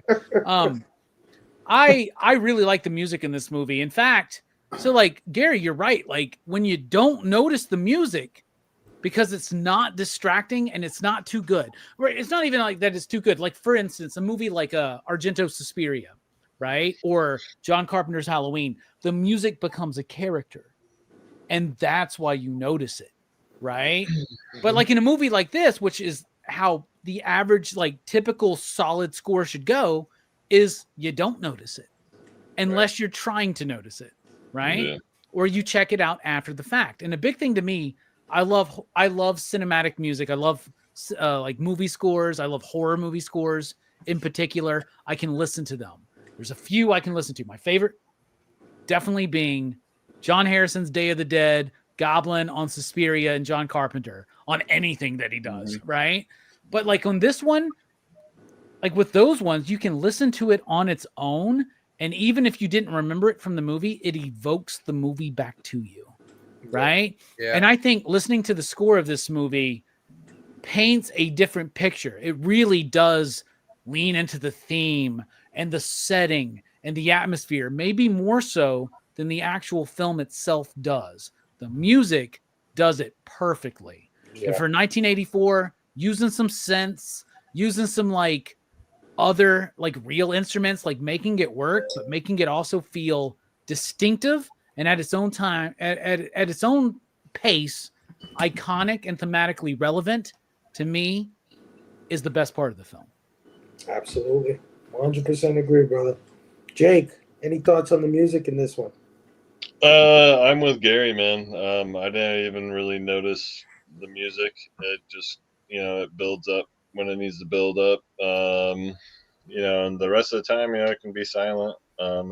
Is it something that I'm gonna go buy and listen to? Probably not. But I think it adds itself well and plays well to the environment in the film. And it was very much like I Come in Peace, right? Like, that good 80s synth with some like drums and shit. Yeah. Or, like it just plays really well to the film, and I enjoy that. Like, it's definitely at a time where you don't need like a playlist of different, bands or whatever like some films have, you know what I mean? Where it's like, oh yeah, I know that song, and like, oh, like, like maybe like look at like Guardians of the Galaxy, right? Like they have a sick album. Like I would listen, to those like albums because it has a lot of good fucking music on it, but like this film, like, it's right, it's a score, like, it was made for the film. So, I really enjoy that kind of stuff. And, it does a really good job to where like, I don't notice it. It just becomes part of the film, which I enjoy a lot. So. Yeah, no, absolutely. It's not used a lot. It's very sparse. There's a lot of quiet moments in this film. But you're right. When it does pop on, it definitely helps the scene go along, and it definitely appeals to that sensibility, that synth sensibility that I think we all have growing up in the 80s. We love that kind of Sure. And another one that Matt mentioned was Return Living Dead. Like in that movie, for instance, like, so this movie doesn't have the benefit of a soundtrack to go along with it. It's not using popular music or contemporary music. It's just got the score that it's using. It's got its score. And what's crazy is like, you look at movies like Dawn of the Dead or Suspiria or something like that, or even Halloween, very little score. You're like, there's like 30 minutes of music that was made, sometimes 20 minutes, but it works throughout the film when they use it in the right ways, right? But like Return of the Living Dead, I was just thinking about this, but like that moment where you're like, party, it's pot, when the zombies come up and shit, like that is a moment like where the music kicks it into fucking like you're already good, you're already golden, but then that song comes up and it just like takes you up another notch. You know what I'm saying? And this movie didn't quite have that with its usage of its music, I would say. Yeah. It's not like I always reference, for me, it would always be Christopher Young and Hellraiser. I think Hellraiser's music is absolutely phenomenal and is absolutely ethereal and a part of that film. Like when the brother-in-law is getting reborn in the attic, amazing that music that plays. Bro, that music's so real that every time we hear a fucking bell tower, fucking dong in the distance, we think Pinhead's about to show up behind our ass. It's like one of those movies like The Shining. When I hear that, I think of Jack Nicholson driving that VW Bug up the Sidewinder Road. Absolutely, 100%. Some soundtracks. I'm not saying if I heard this one right now and you played it, and told me it was C.H.U.D soundtrack, you could play like something and I wouldn't know what it was, and I probably would tell you, oh yeah, that's for the soundtrack, not even be for the soundtrack. Yeah, I love The Shining. True. I'm sorry, Fable. I love The Shining reference because that's not music that was even made for the film. Yeah. Right. But it's and so then you think about like other Stanley Kubrick films like 2001: A Space Odyssey and how like certain songs now have the connotation of being a part of Yeah. that. Like it's just insane, man. And there was another example. I was gonna be like, it's just like this, and I forgot. So I'm sorry. It's all good. All right, guys. We here at Pop Culture Philosophers, you know, we like to philosophize. The Exorcist. I'm sorry. It was The That's Exorcist. okay. Tubular Bells was not Hey, made for The Tubular Exorcist. But now when you hear that song, what do you think of? Exorcist. And what's weird is that song is used like once in that entire film. Yeah. Right? Tubular Bells only comes on like at the end or some shit like that. Like, In the beginning. Yeah. That cello and Jaws, John Williams. There. Yeah. But yeah, we here, Pop Culture Philosopher, we like to philosophize. We like to dig a little deeper, go in between the layers of some films and see if they're trying to say anything. And, you know, I think this movie has quite a few themes. And we've already touched on a lot of them.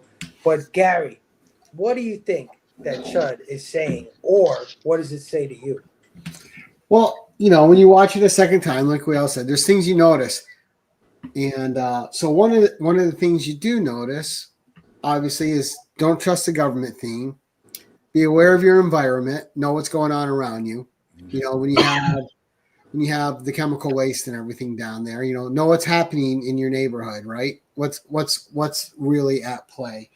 Yeah. But I think one of the biggest themes in it that people don't talk about enough, it's how the haves view the have-nots, right? Because this is all about dumping on the impoverished.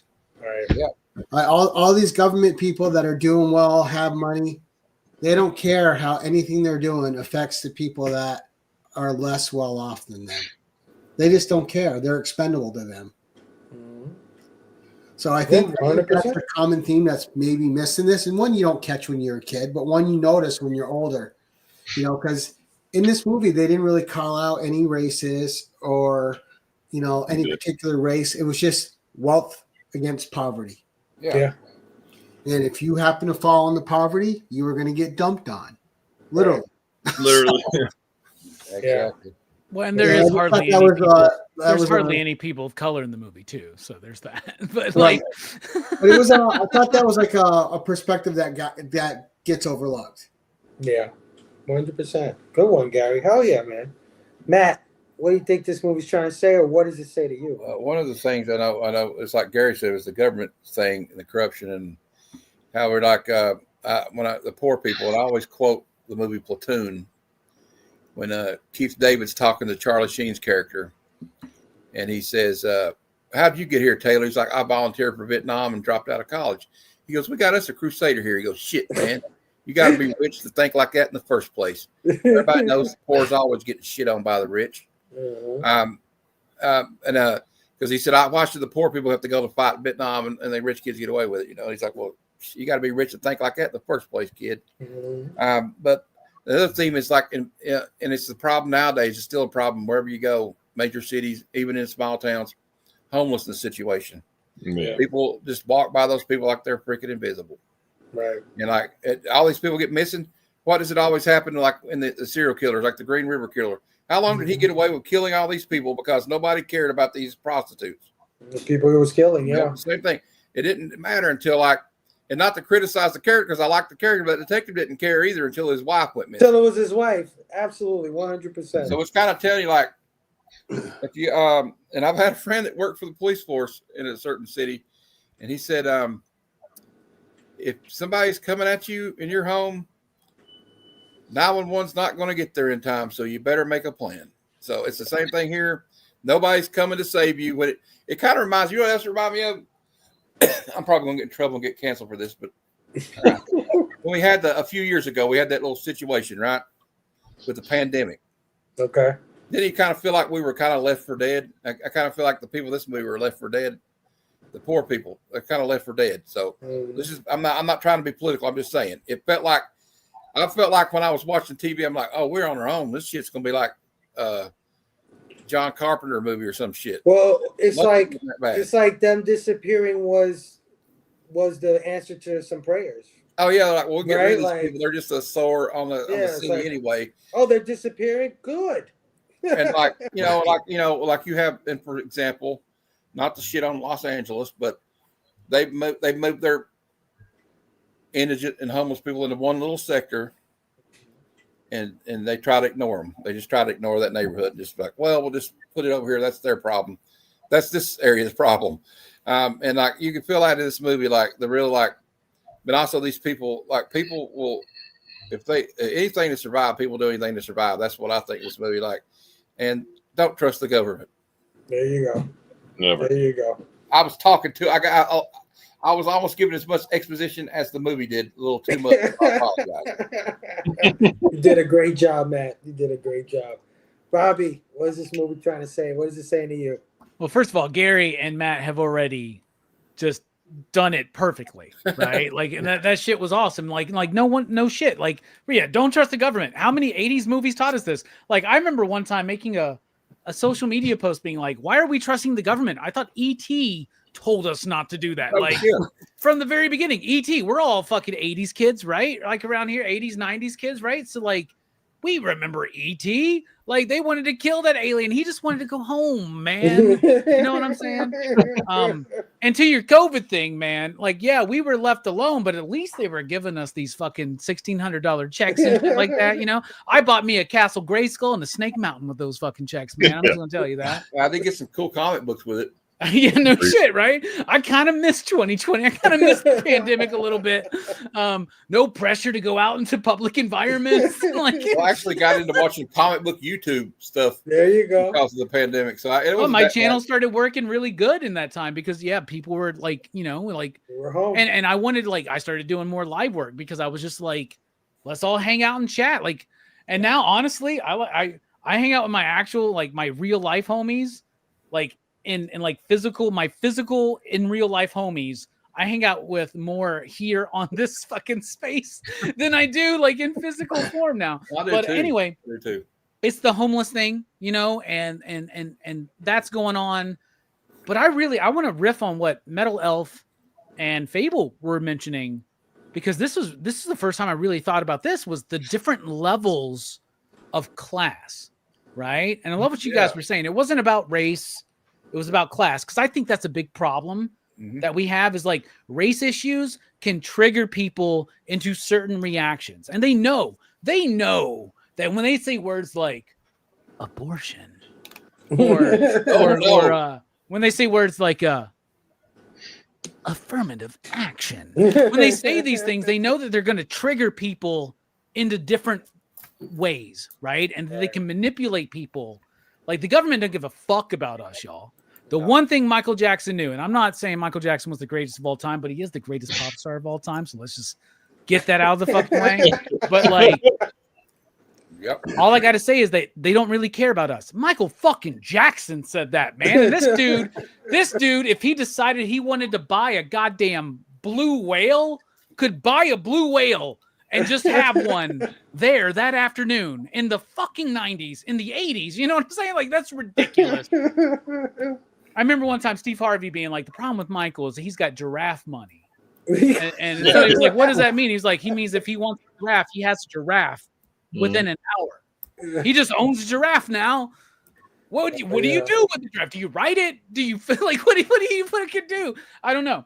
But even somebody like, I guess the point is, they don't care about us. The government does not. They don't give a fuck about us. In fact, during the COVID shit, they were giving us these checks just to, oh, fuck. Okay, I could buy a Castle Grayskull. I could buy a bunch of comics. I can buy a fucking key comic book. I can buy all this cool stuff, right?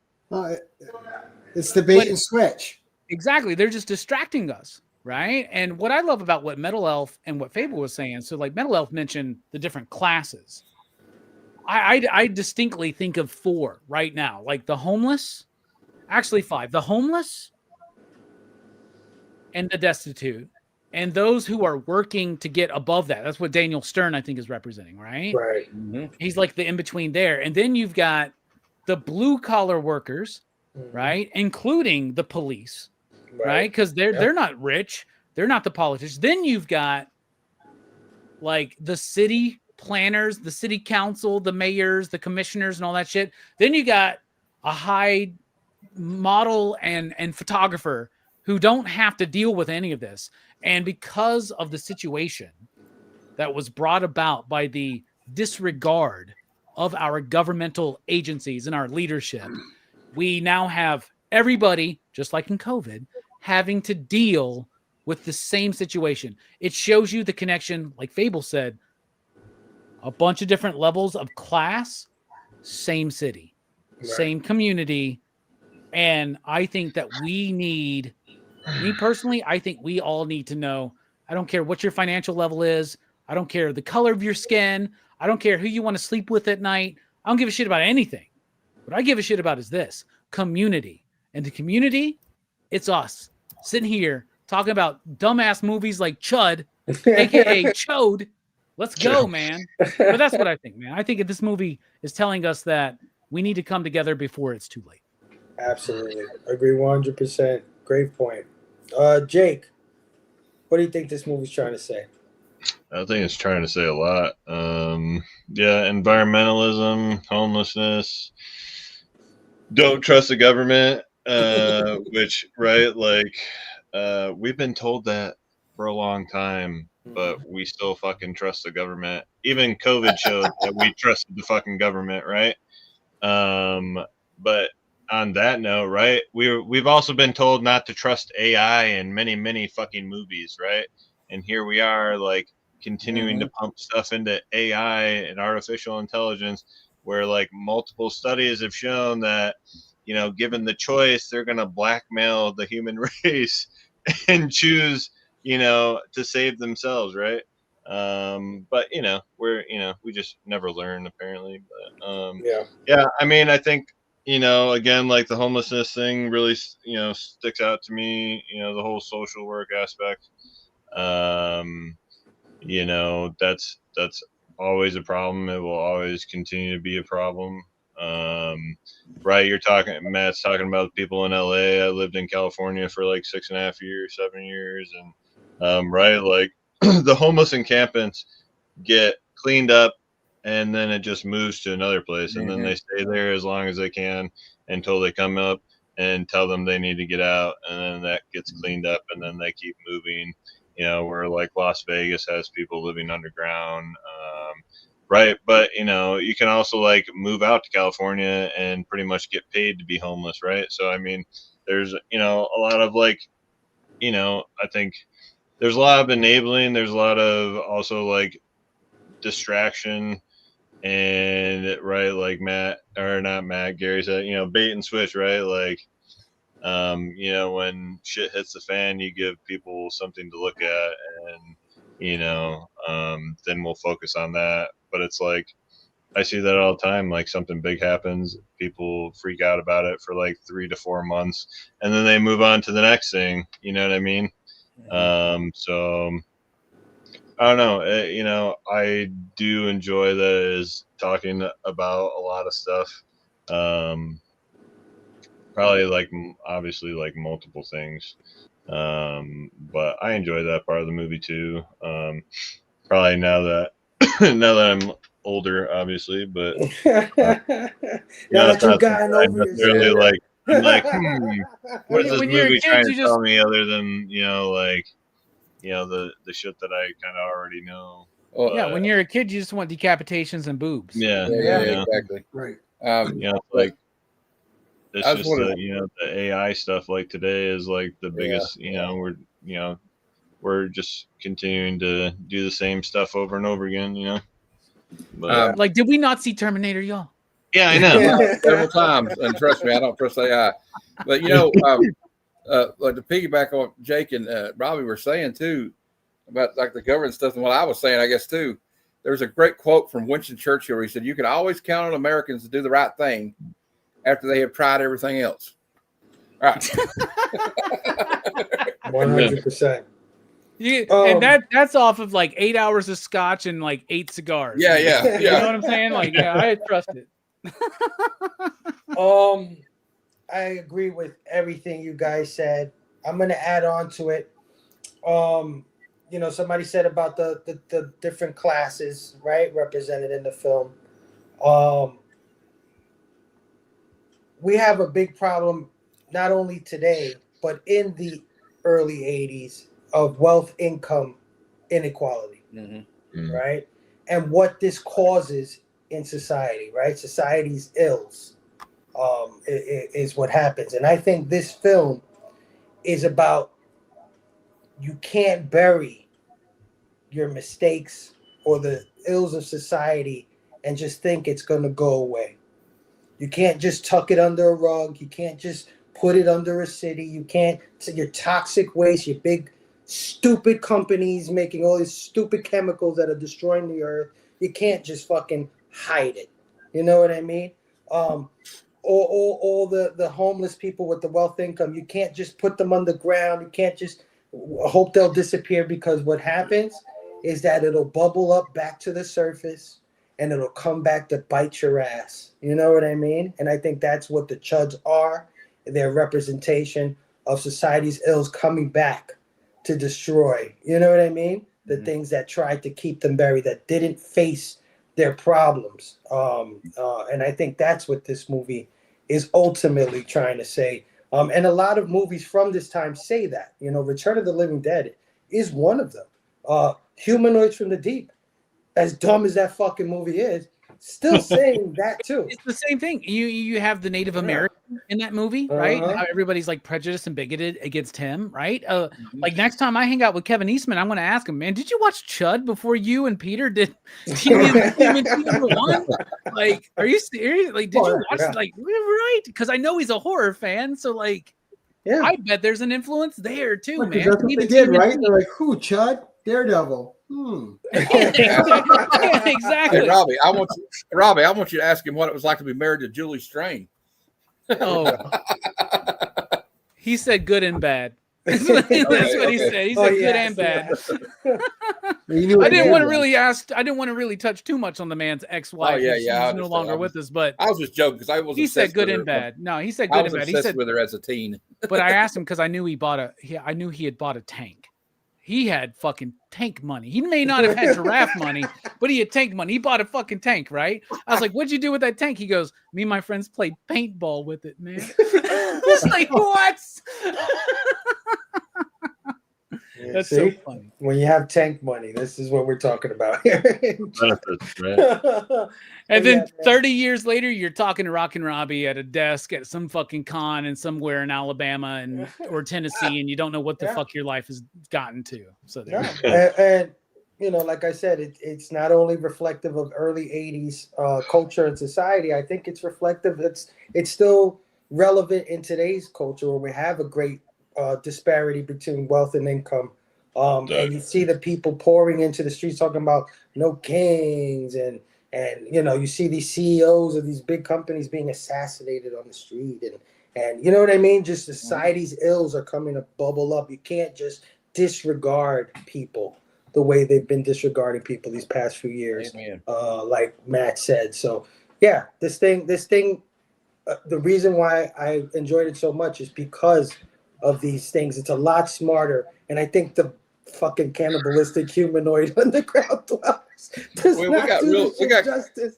It's escalated really quickly. kind of turns the right people on, the wrong people off. That kind. Got to break out the C.H.U.Ds. But yeah, man, great talk about this film, man. Awesome. We got a lot more out of it than I thought we would. Thank you, Two Gun, for recommending this one, and thank you everybody who joined us tonight on the panel and in the chat. Another great episode of Horrorfest 2025 in the books, guys. So before we get on out of here, I just want everybody on the panel, let everybody know where they can find you. Gary, thank you so much for hanging out tonight, bro. Absolutely. You know, hold on. I don't want to interrupt. Do we need to rate the film first, Fable? Oh, shit. Thank you. I know Gary already did. Can we do this out of C.H.U.Ds, please? We could do it out of C.H.U.Ds. 5 out of 5 C.H.U.Ds or what? Robbie, you're 100% correct. You see? That's why I got you guys here. Gary. Yes, sir. Out of 5 C.H.U.Ds. Or C.H.U.Ds. What are you giving this film? I'm going to go 4, and here's why. You can't dismiss that it had pop culture impact, because people are still talking about it. It's referenced in so many other mediums, and they were brilliant with the name C.H.U.D. I disagree with you about the C.H.U.D. I think C.H.U.D. made, just the name alone, with the periods after each name drew attention to it. It made it stand out. I hear you. And the fact that it was an anachronism made it stand out more. And the fact that it was fun to say made it stand out more. Now, you said at the time it didn't appeal to you because it was slow. But I think one of the strengths of this movie is it appealed to us of that time, the people of our age at that time, which is where it found its life. Just like, and I think another reason it's a 4 is you could enjoy it as a creature film back then, and you can enjoy it as something else today. So it still holds up. And with everything it had to say, with the atmosphere, with the obvious budget constraints, you can see that they made the budget work. The budget went into the sets, which was what really made the movie. So for me, the rewatch factor is a 4. The fact that it was playing to the us of that time, now it can still play to us in the same way it played to them. Yeah. Gives it a 4 for me. Absolutely. Great My score, favorite quote man. tonight, by the way, is from Gary, where he goes, "Fable, I disagree with you about the chuds." You should make a T-shirt, Fable. Let's go. I'd buy it. I'd wear it. Matt, out of 5 chuds, what are you giving this movie? I'll give it 4. I just, I mean, it is what it is. This movie, like when I'm doing my bad movies, it's like you kind of have to rate these movies on a different like level. Right. You know, you're not going to go in this movie thinking it's going to be the next, Chinatown or Gone with the Wind or Casablanca. You know, it knows this movie knows its audience, and actually the cast was pretty decent actors. I mean, I thought they were pretty good, and I liked the soundtrack. It was pretty cool for the movie, and I like the effects, so I'll give it a 4 out of 5. Chuds. Oh yeah, let's go. Rockin' Robbie, how many chuds you giving this one? Man, I'm gonna be right there with everybody else. I really love. There are things about the movie. It's not perfect. There are things about the movie I would like. I want someone like Joe Lynch to remake this movie today, right? And I think we would get a really wild fucking ride. This movie could be a wilder ride. It becomes a wilder ride with Bud the Chud. So like, we're definitely gonna do that next year, man. Trust me, we really got to do that. Same crew. Oh my god! Let's do Bud the Chud next Horrorfest. All right, I got you all locked in, right? All right, yeah, I'm down, man. Let's go. And but no, I like the movie. There are things that I would like expect more out of it and things I would want more out of it. But as the movie that was given to me for its budget, first of all, yeah, like the performances, you're right, Matt, like way better performances than this movie really deserves. Yeah. You know what I'm saying? Like they found a really good cast. Whoever was the casting director was fantastic in this fucking movie and maybe the unsung hero, right? Absolutely. But the performances are great. The themes and the meanings are great. The music is great. The style, the use of New York City is absolutely fantastic. Structurally, maybe some issues, but overall, I really like it. I'm going to give it the 0.5 Horrorfest bump from what I would just typically give this film if I was trying to be a snobby Robbie, but I'm not.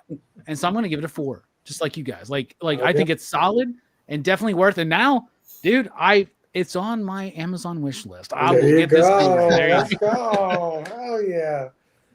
Jake, how many chuds, my brother? We've made Robbie from a chode to a chud. I know, right? Finally. After 44 years, I'm no longer a chode. Let's go. I mean, I would initially, if you asked me like a handful of years ago, it'd probably be a lower score, but after this rewatch, I would definitely say I would agree with everybody. It's definitely like a 4 chuds out of 5 for me. Everybody kind of hit it, better acting than I initially thought, and probably like no offense to the movie that maybe it didn't, that it deserved, right? Like I feel like it had, a really good cast. Yeah, with a name like Chud, Gary. Yeah. Yeah. Daniel Stern killed it, the music was great. The music hit all the synth vibes for me for a sick, early 80s film. It made me feel like I was living in, 80s New York. I think overall, yeah, man, I really enjoy those. I'm glad that, I got to be on this one. I'm glad I got to rewatch it because, probably if not, I don't know when I would have rewatched it, but I'm kind of like Robbie, where like this is definitely, probably something that I'm gonna definitely be rewatching more often than having my maybe initial pass.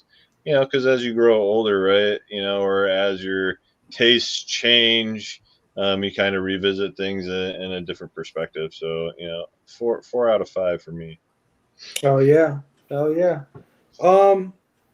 Yeah, I'm right there with you guys. I probably would have given this a 3.5.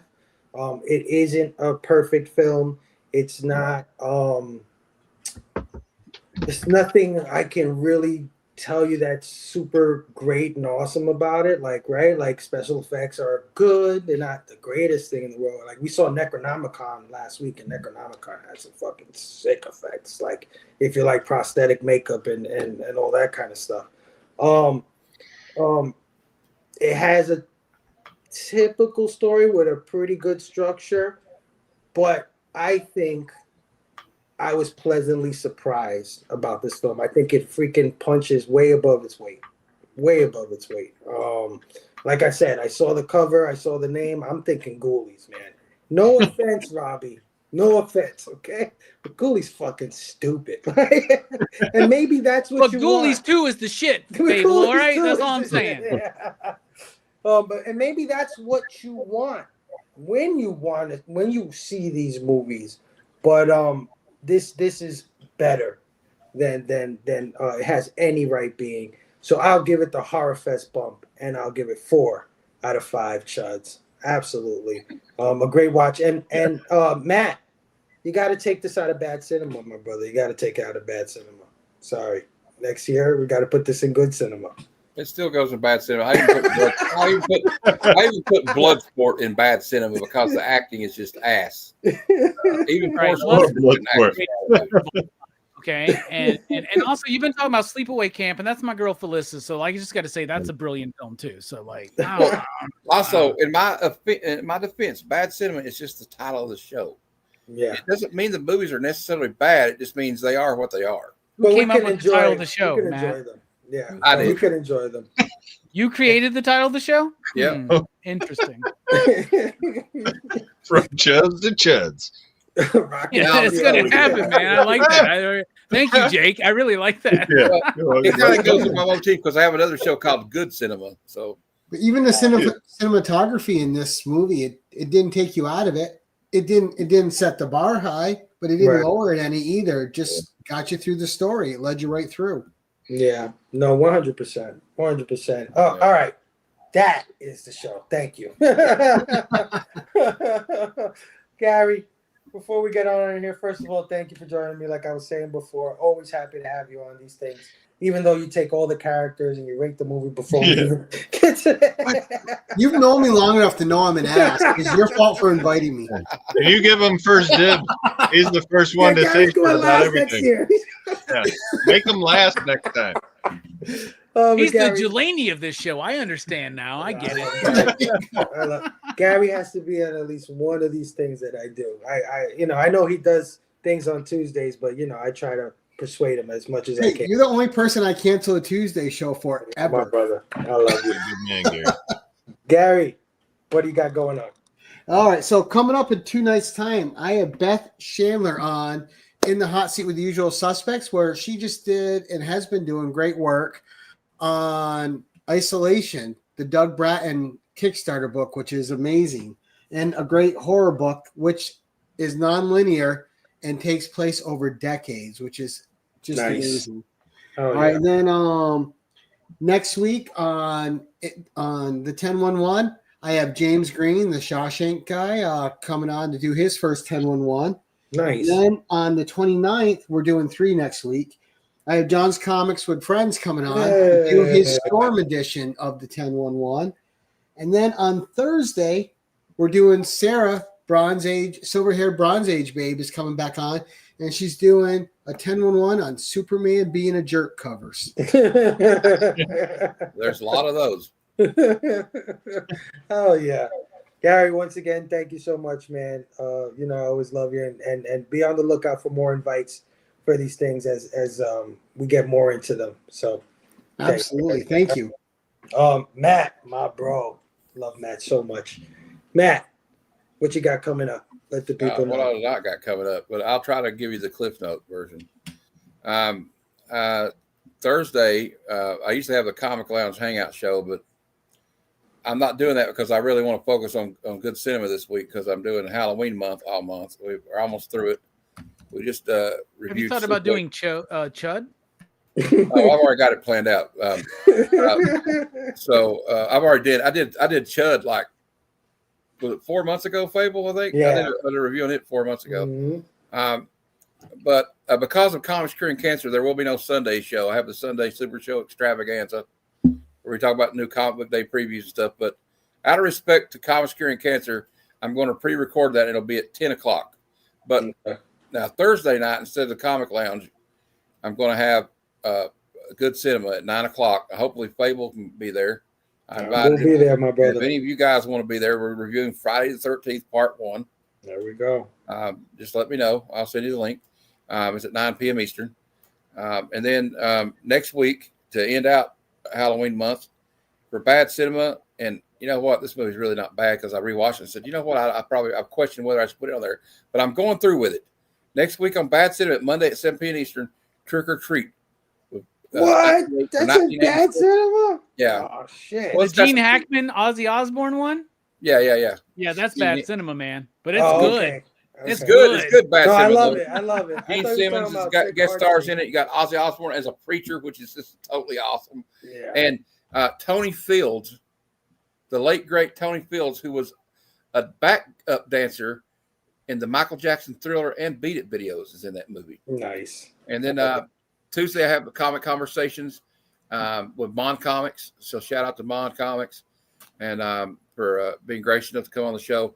And then Thursday for Good Cinema, we're going to do it a little different.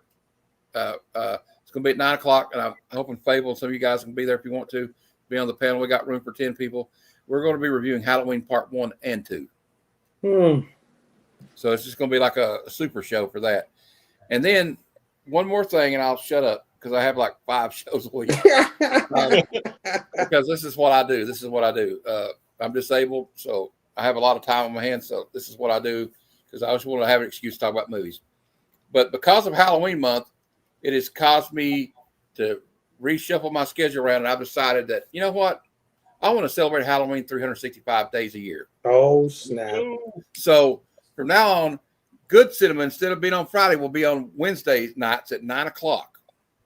Everything else stays the same, but on Friday nights, and my friend Comic-Verse, shout out to Comic-Verse, Tony, he came up with this name. We're going to start doing Friday Night Frights. Ooh. Okay. So, and y'all are all invited anytime you want to. We're going to, I need input on horror movies. And I mean, I know a lot, but I don't know all of them, but I got some great ones coming up for that too. So it should be fun. Oh yeah. And that's all I got. I'm sorry I took so long. No. I have almost like my own network now. No, I love having you on, Matt. You're a big movie buff like me. You're a big 80s baby like me. And I always appreciate you always inviting me to a lot of your shows. I wish I could make it more than I do, but anytime I get to jump on, it's always a good time. Can't wait to hang out with you on Thursday, brother. Rockin', Robbie, Bills, I got you 2 shows in a row. Oh shit. What you got coming up, bro? Well, first of all, that's never going to happen again, Fable. Just yes, so you know, all right? Yes, well, they'll say, I'm going to get you again. Fuck you. My debt to you is paid, man. My debt to you is paid. Favor, and we're going to trade again. You get appearance fees for the next ones, okay? There you go. All right. No, for real. This was super fun. Fable, I love you. Thank you so much. Gary, it was super fun to hang out with you. I'm pretty sure we've been on a show together before at some point. Right. But one thing I remember is a couple of years ago, 2-3 years ago, there was a bunch of people on YouTube. They were it was weird. I got this message and somebody was like, dude, there's a bunch of grown ass men bitching about your beard and your hair. And I went on there and you were one of the few on that panel being like, I think Robbie's a good dude. I don't know what you guys are fucking tripping about. So I really like that and appreciate that. And also this is really fun, man. So nice to be here and talk about this movie with you. Matt, I've never met you. And dude, I love your thoughts on movies. I can already tell that me and you like the same kind of movies, man. I can tell you that. And Jake, I've never met you. I've never been on a screen with you as far as I'm aware. And because sometimes I come on these random shows and I maybe a little too tipsy, you know, maybe a little too high or something. But like, no, Jake, I loved everything you said tonight, man. And I feel like I love your thoughts on movies. So like, holy shit. PCP Movie Night is a show I do every Monday night on Pop Culture Philosophers. We talk about movies. Right now we're in Horrorfest. And I'm going to start sending you three the list because I want you three on my show. Like I'll send you all the list and, you know, thanks, Fable knows, like sometimes I have to go Fable. I'm sorry, everybody. That one's filled already because everybody like, but no, there's tons of movies we cover and we're setting up our 2026 lineup. I think you guys will find something to talk about there. And I'm really excited because you guys fucking slayed it tonight. I really, really love it. So I love the way you guys talk about movies. That being said, we're at the end of Horrorfest. So we're in the gauntlet for me, man. Sunday night, we're talking about Dracula's Daughter on Pop Culture Philosophers for PCP Movie Night. The sequel to the Bela Lugosi Dracula film. That's at 8 p.m. Central Time. On Monday night at our normal PCP Movie Night time at 8 p.m. Central Time, we're talking about The Monster Squad. By the way, the Uncanny Omar from Near Mint Collection is going to be joining us for that show. So that's going to be cool. Yeah. And then on Wednesday at 8 p.m. Central Time, we are doing our PCP finale for Horrorfest, covering the entire Chucky franchise. Child's Play, Child's Play 2, Child's Play 3, Bride of Chucky, Seed of Chucky, Cult of Chucky, Curse of Chucky, and the shitty-ass remake they did. We're doing all of those movies Wednesday night, 8 p.m. Central Time. So join us for Horrorfest, y'all. Cool. Absolutely. Absolutely. I'm so glad you guys got to meet each other because, man, Gary, Matt, Jake, they're movie buffs. That's, it's one of the ways we connect. And this is way better than fucking Stu or E or fucking Herm or some bullshit like that, dude. This is way better. I have a lifetime of misspent youth watching television as my babysitter. So me too. You're latchkey kids, man, right? Yep. Yeah, absolutely. But Jake, my bro, man, love Jake so much. Jake, let the people know where they can find you, man. Well, you can find me at Hounds of Gore. I don't necessarily do a whole lot of YouTube. However, stuff like this with Fable, Robbie, I'm definitely down for something like that. These are kind of rare occasions for me because I get up really early to go to work. So I'll be waking up at 3:30 this morning to get to work. So I do make, exceptions for my buddies to come talk about, movies that I love. However, me and my other partner, Army of Darkness Comics, my buddy Spud, we do creator interviews for the Army of Darkness and Evil Dead 2 comic realm. So, you can find we've done about 5 different lives with writers and interior artists. The last one we did was with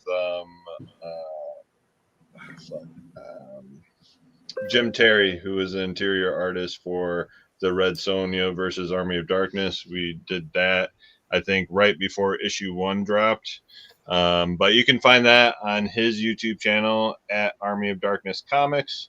Also, stay tuned, man. We have a big fucking guest coming. I think that we have fucking booked for tentatively November 30th.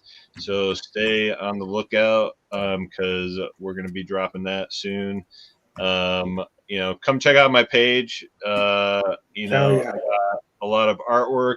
Everything behind me, these are my sketch covers that I've done Yeah, no man. shit, dude. Great artist. Yep. I was Oh, looking yeah. behind you. I was like, dude, that mummy is so fucking badass behind Yeah. you, man. Great, man. Also, the Jason and Evil Dead 2, those are prints of original paintings that I've done.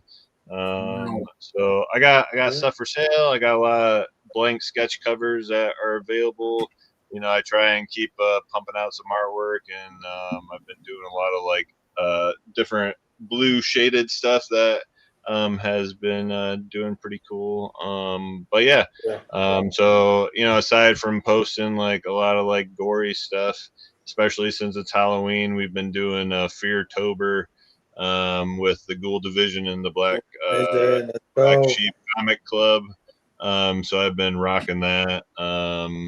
But yeah, come check out my page. Robbie hit me with some stuff. I'd be definitely down to do some other movie stuff. Fuck, And bro, you hit me with some stuff. I want to buy some fucking artwork, dude. That shit's yeah, badass. bro. I didn't know you did that. That's fucking badass, dude. See, this is what we're about here. Bringing we're all available. No shit, man. Any, you know, I do, you know, commissions. I was whatever you seriously want, all night. I was like, I don't remember those covers. Like, Yeah. covers. Hey, What man, and if they look like a fucking cover, right? You did a good job. Yeah, there you man. go. But you gotta remember, Jake. As soon as you sell those, Fable's going to hit you up for his cut. Actually, I'm glad he mentioned that because I'm hitting everybody up, bro. I have a If you catch you on monster's blank. Horrorfest, I'm like, you owe me a show. You owe me a show. I'm glad Robbie We did trade shows, Fable, though. Like, I don't know if y'all know this, but we did do this. Like, Fable was like, man, I really need people for Necronomicon. I was like, I really need people for Humanoids from the Deep. All right. I don't typically do Tuesday shows, but I'll do that show if you do this show. And we did it. And guess what? We fucking both fucking loved it. We had such a good time, man. I have a Jake. I'm glad that he mentioned that about the art because I have a Mark Spears Monsters blank. I might need to holler at you about because I'm wanting to get Gary Oldman in the top hat. Oh, So, the sexiest Gary Oldman's ever looked outside of True Romance, man. There you go. Yeah, don't tell me that because now I'm gonna hound you about it. I'm gonna be like, "Hey, bro, you want?" Here though. No, I'm serious. I don't know when I can do it because I'm on a limited income, but yeah. You know, He's got them goddamn John Lennon glasses going on too, man. It's good, dude. It's good, man. All you movie guys are here though. And when you get that done, you send it to me. I'll send it to Mark, and Mark will probably eat it up, man. So there you go. I'm sorry, Gary. I interrupted. No, you're good. There's two movies though I never see talked about that I would love to talk about. One of them is an underrated horror classic, in my opinion. That's Lord of Illusions from Clive Barker. Yeah, it's a great film, man. And the other one is a camp. It's just Camp Gold, and that's Hell Comes to Frogtown with Roddy. I love that. Yeah, let's go. Roddy Piper. I ain't never seen Oh, that one, man. Roddy Piper, yeah. Oh, I highly recommend it. Gary, we're doing one of our deals right now. I'll do Lord of Illusions. If you come on next year, I'll do Lord of Illusions for Horrorfest, as well as Bud the Chud. I'll make a deal right now. I'll be there for Lord of Illusions and Bud the Chud, man. Let's go. Robbie mentioned a banger early on. He mentioned I'll be there for both. Oh yeah, let's do it. Let's do it. Yeah, thank you, Jake, for coming on, my brother. Thanks for having me, man. I don't know if we should announce it right now, but be on the lookout. These movie reviews are a lot of fun. We've been having a lot of fun doing them, and we want to do more. And I'm exploring doing these in 2026 further as a regular thing on the channel. And of course, I had to talk to my brother Jake to see if he'll do them with me. So we'll be on the lookout for me and Jake coming soon in 2026. Hell yeah! Just don't do them on Tuesdays, Fable. No. I don't think Jake can do them on the weekdays anyway. So we'll see. We'll see. This motherfucker's got to be up in like 3 hours, man. I think Fable just wanted to cancel all our regular shows. That's all I wanted to do. I cause havoc. I bring people together and I fuck them up at the same time. Yeah. So be on the lookout for that.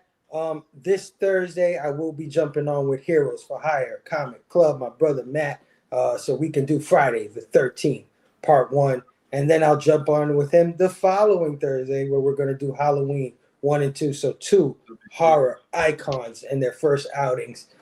Can't wait to do that with him. Next Tuesday, I will be back with my last entry into Horrorfest 2025, and that is 30 Days of Night, based on the Steve Niles comic book. And Matt and Jake will be returning that show. So if you enjoyed our Nice. little banter tonight, they will be back next week with me on next Tuesday for 30 Days of Night. This has been a great show. You guys are amazing. Everybody check out all these people. Metal Elf, you had said, hold on, I had Metal Elf said, I'd love to get involved someday. Be on the lookout, Metal Elf. I'm keeping you in mind, my brother. I will be, check your DMs for the next time I do one of these things. Guys, love you. Have a great night. Station.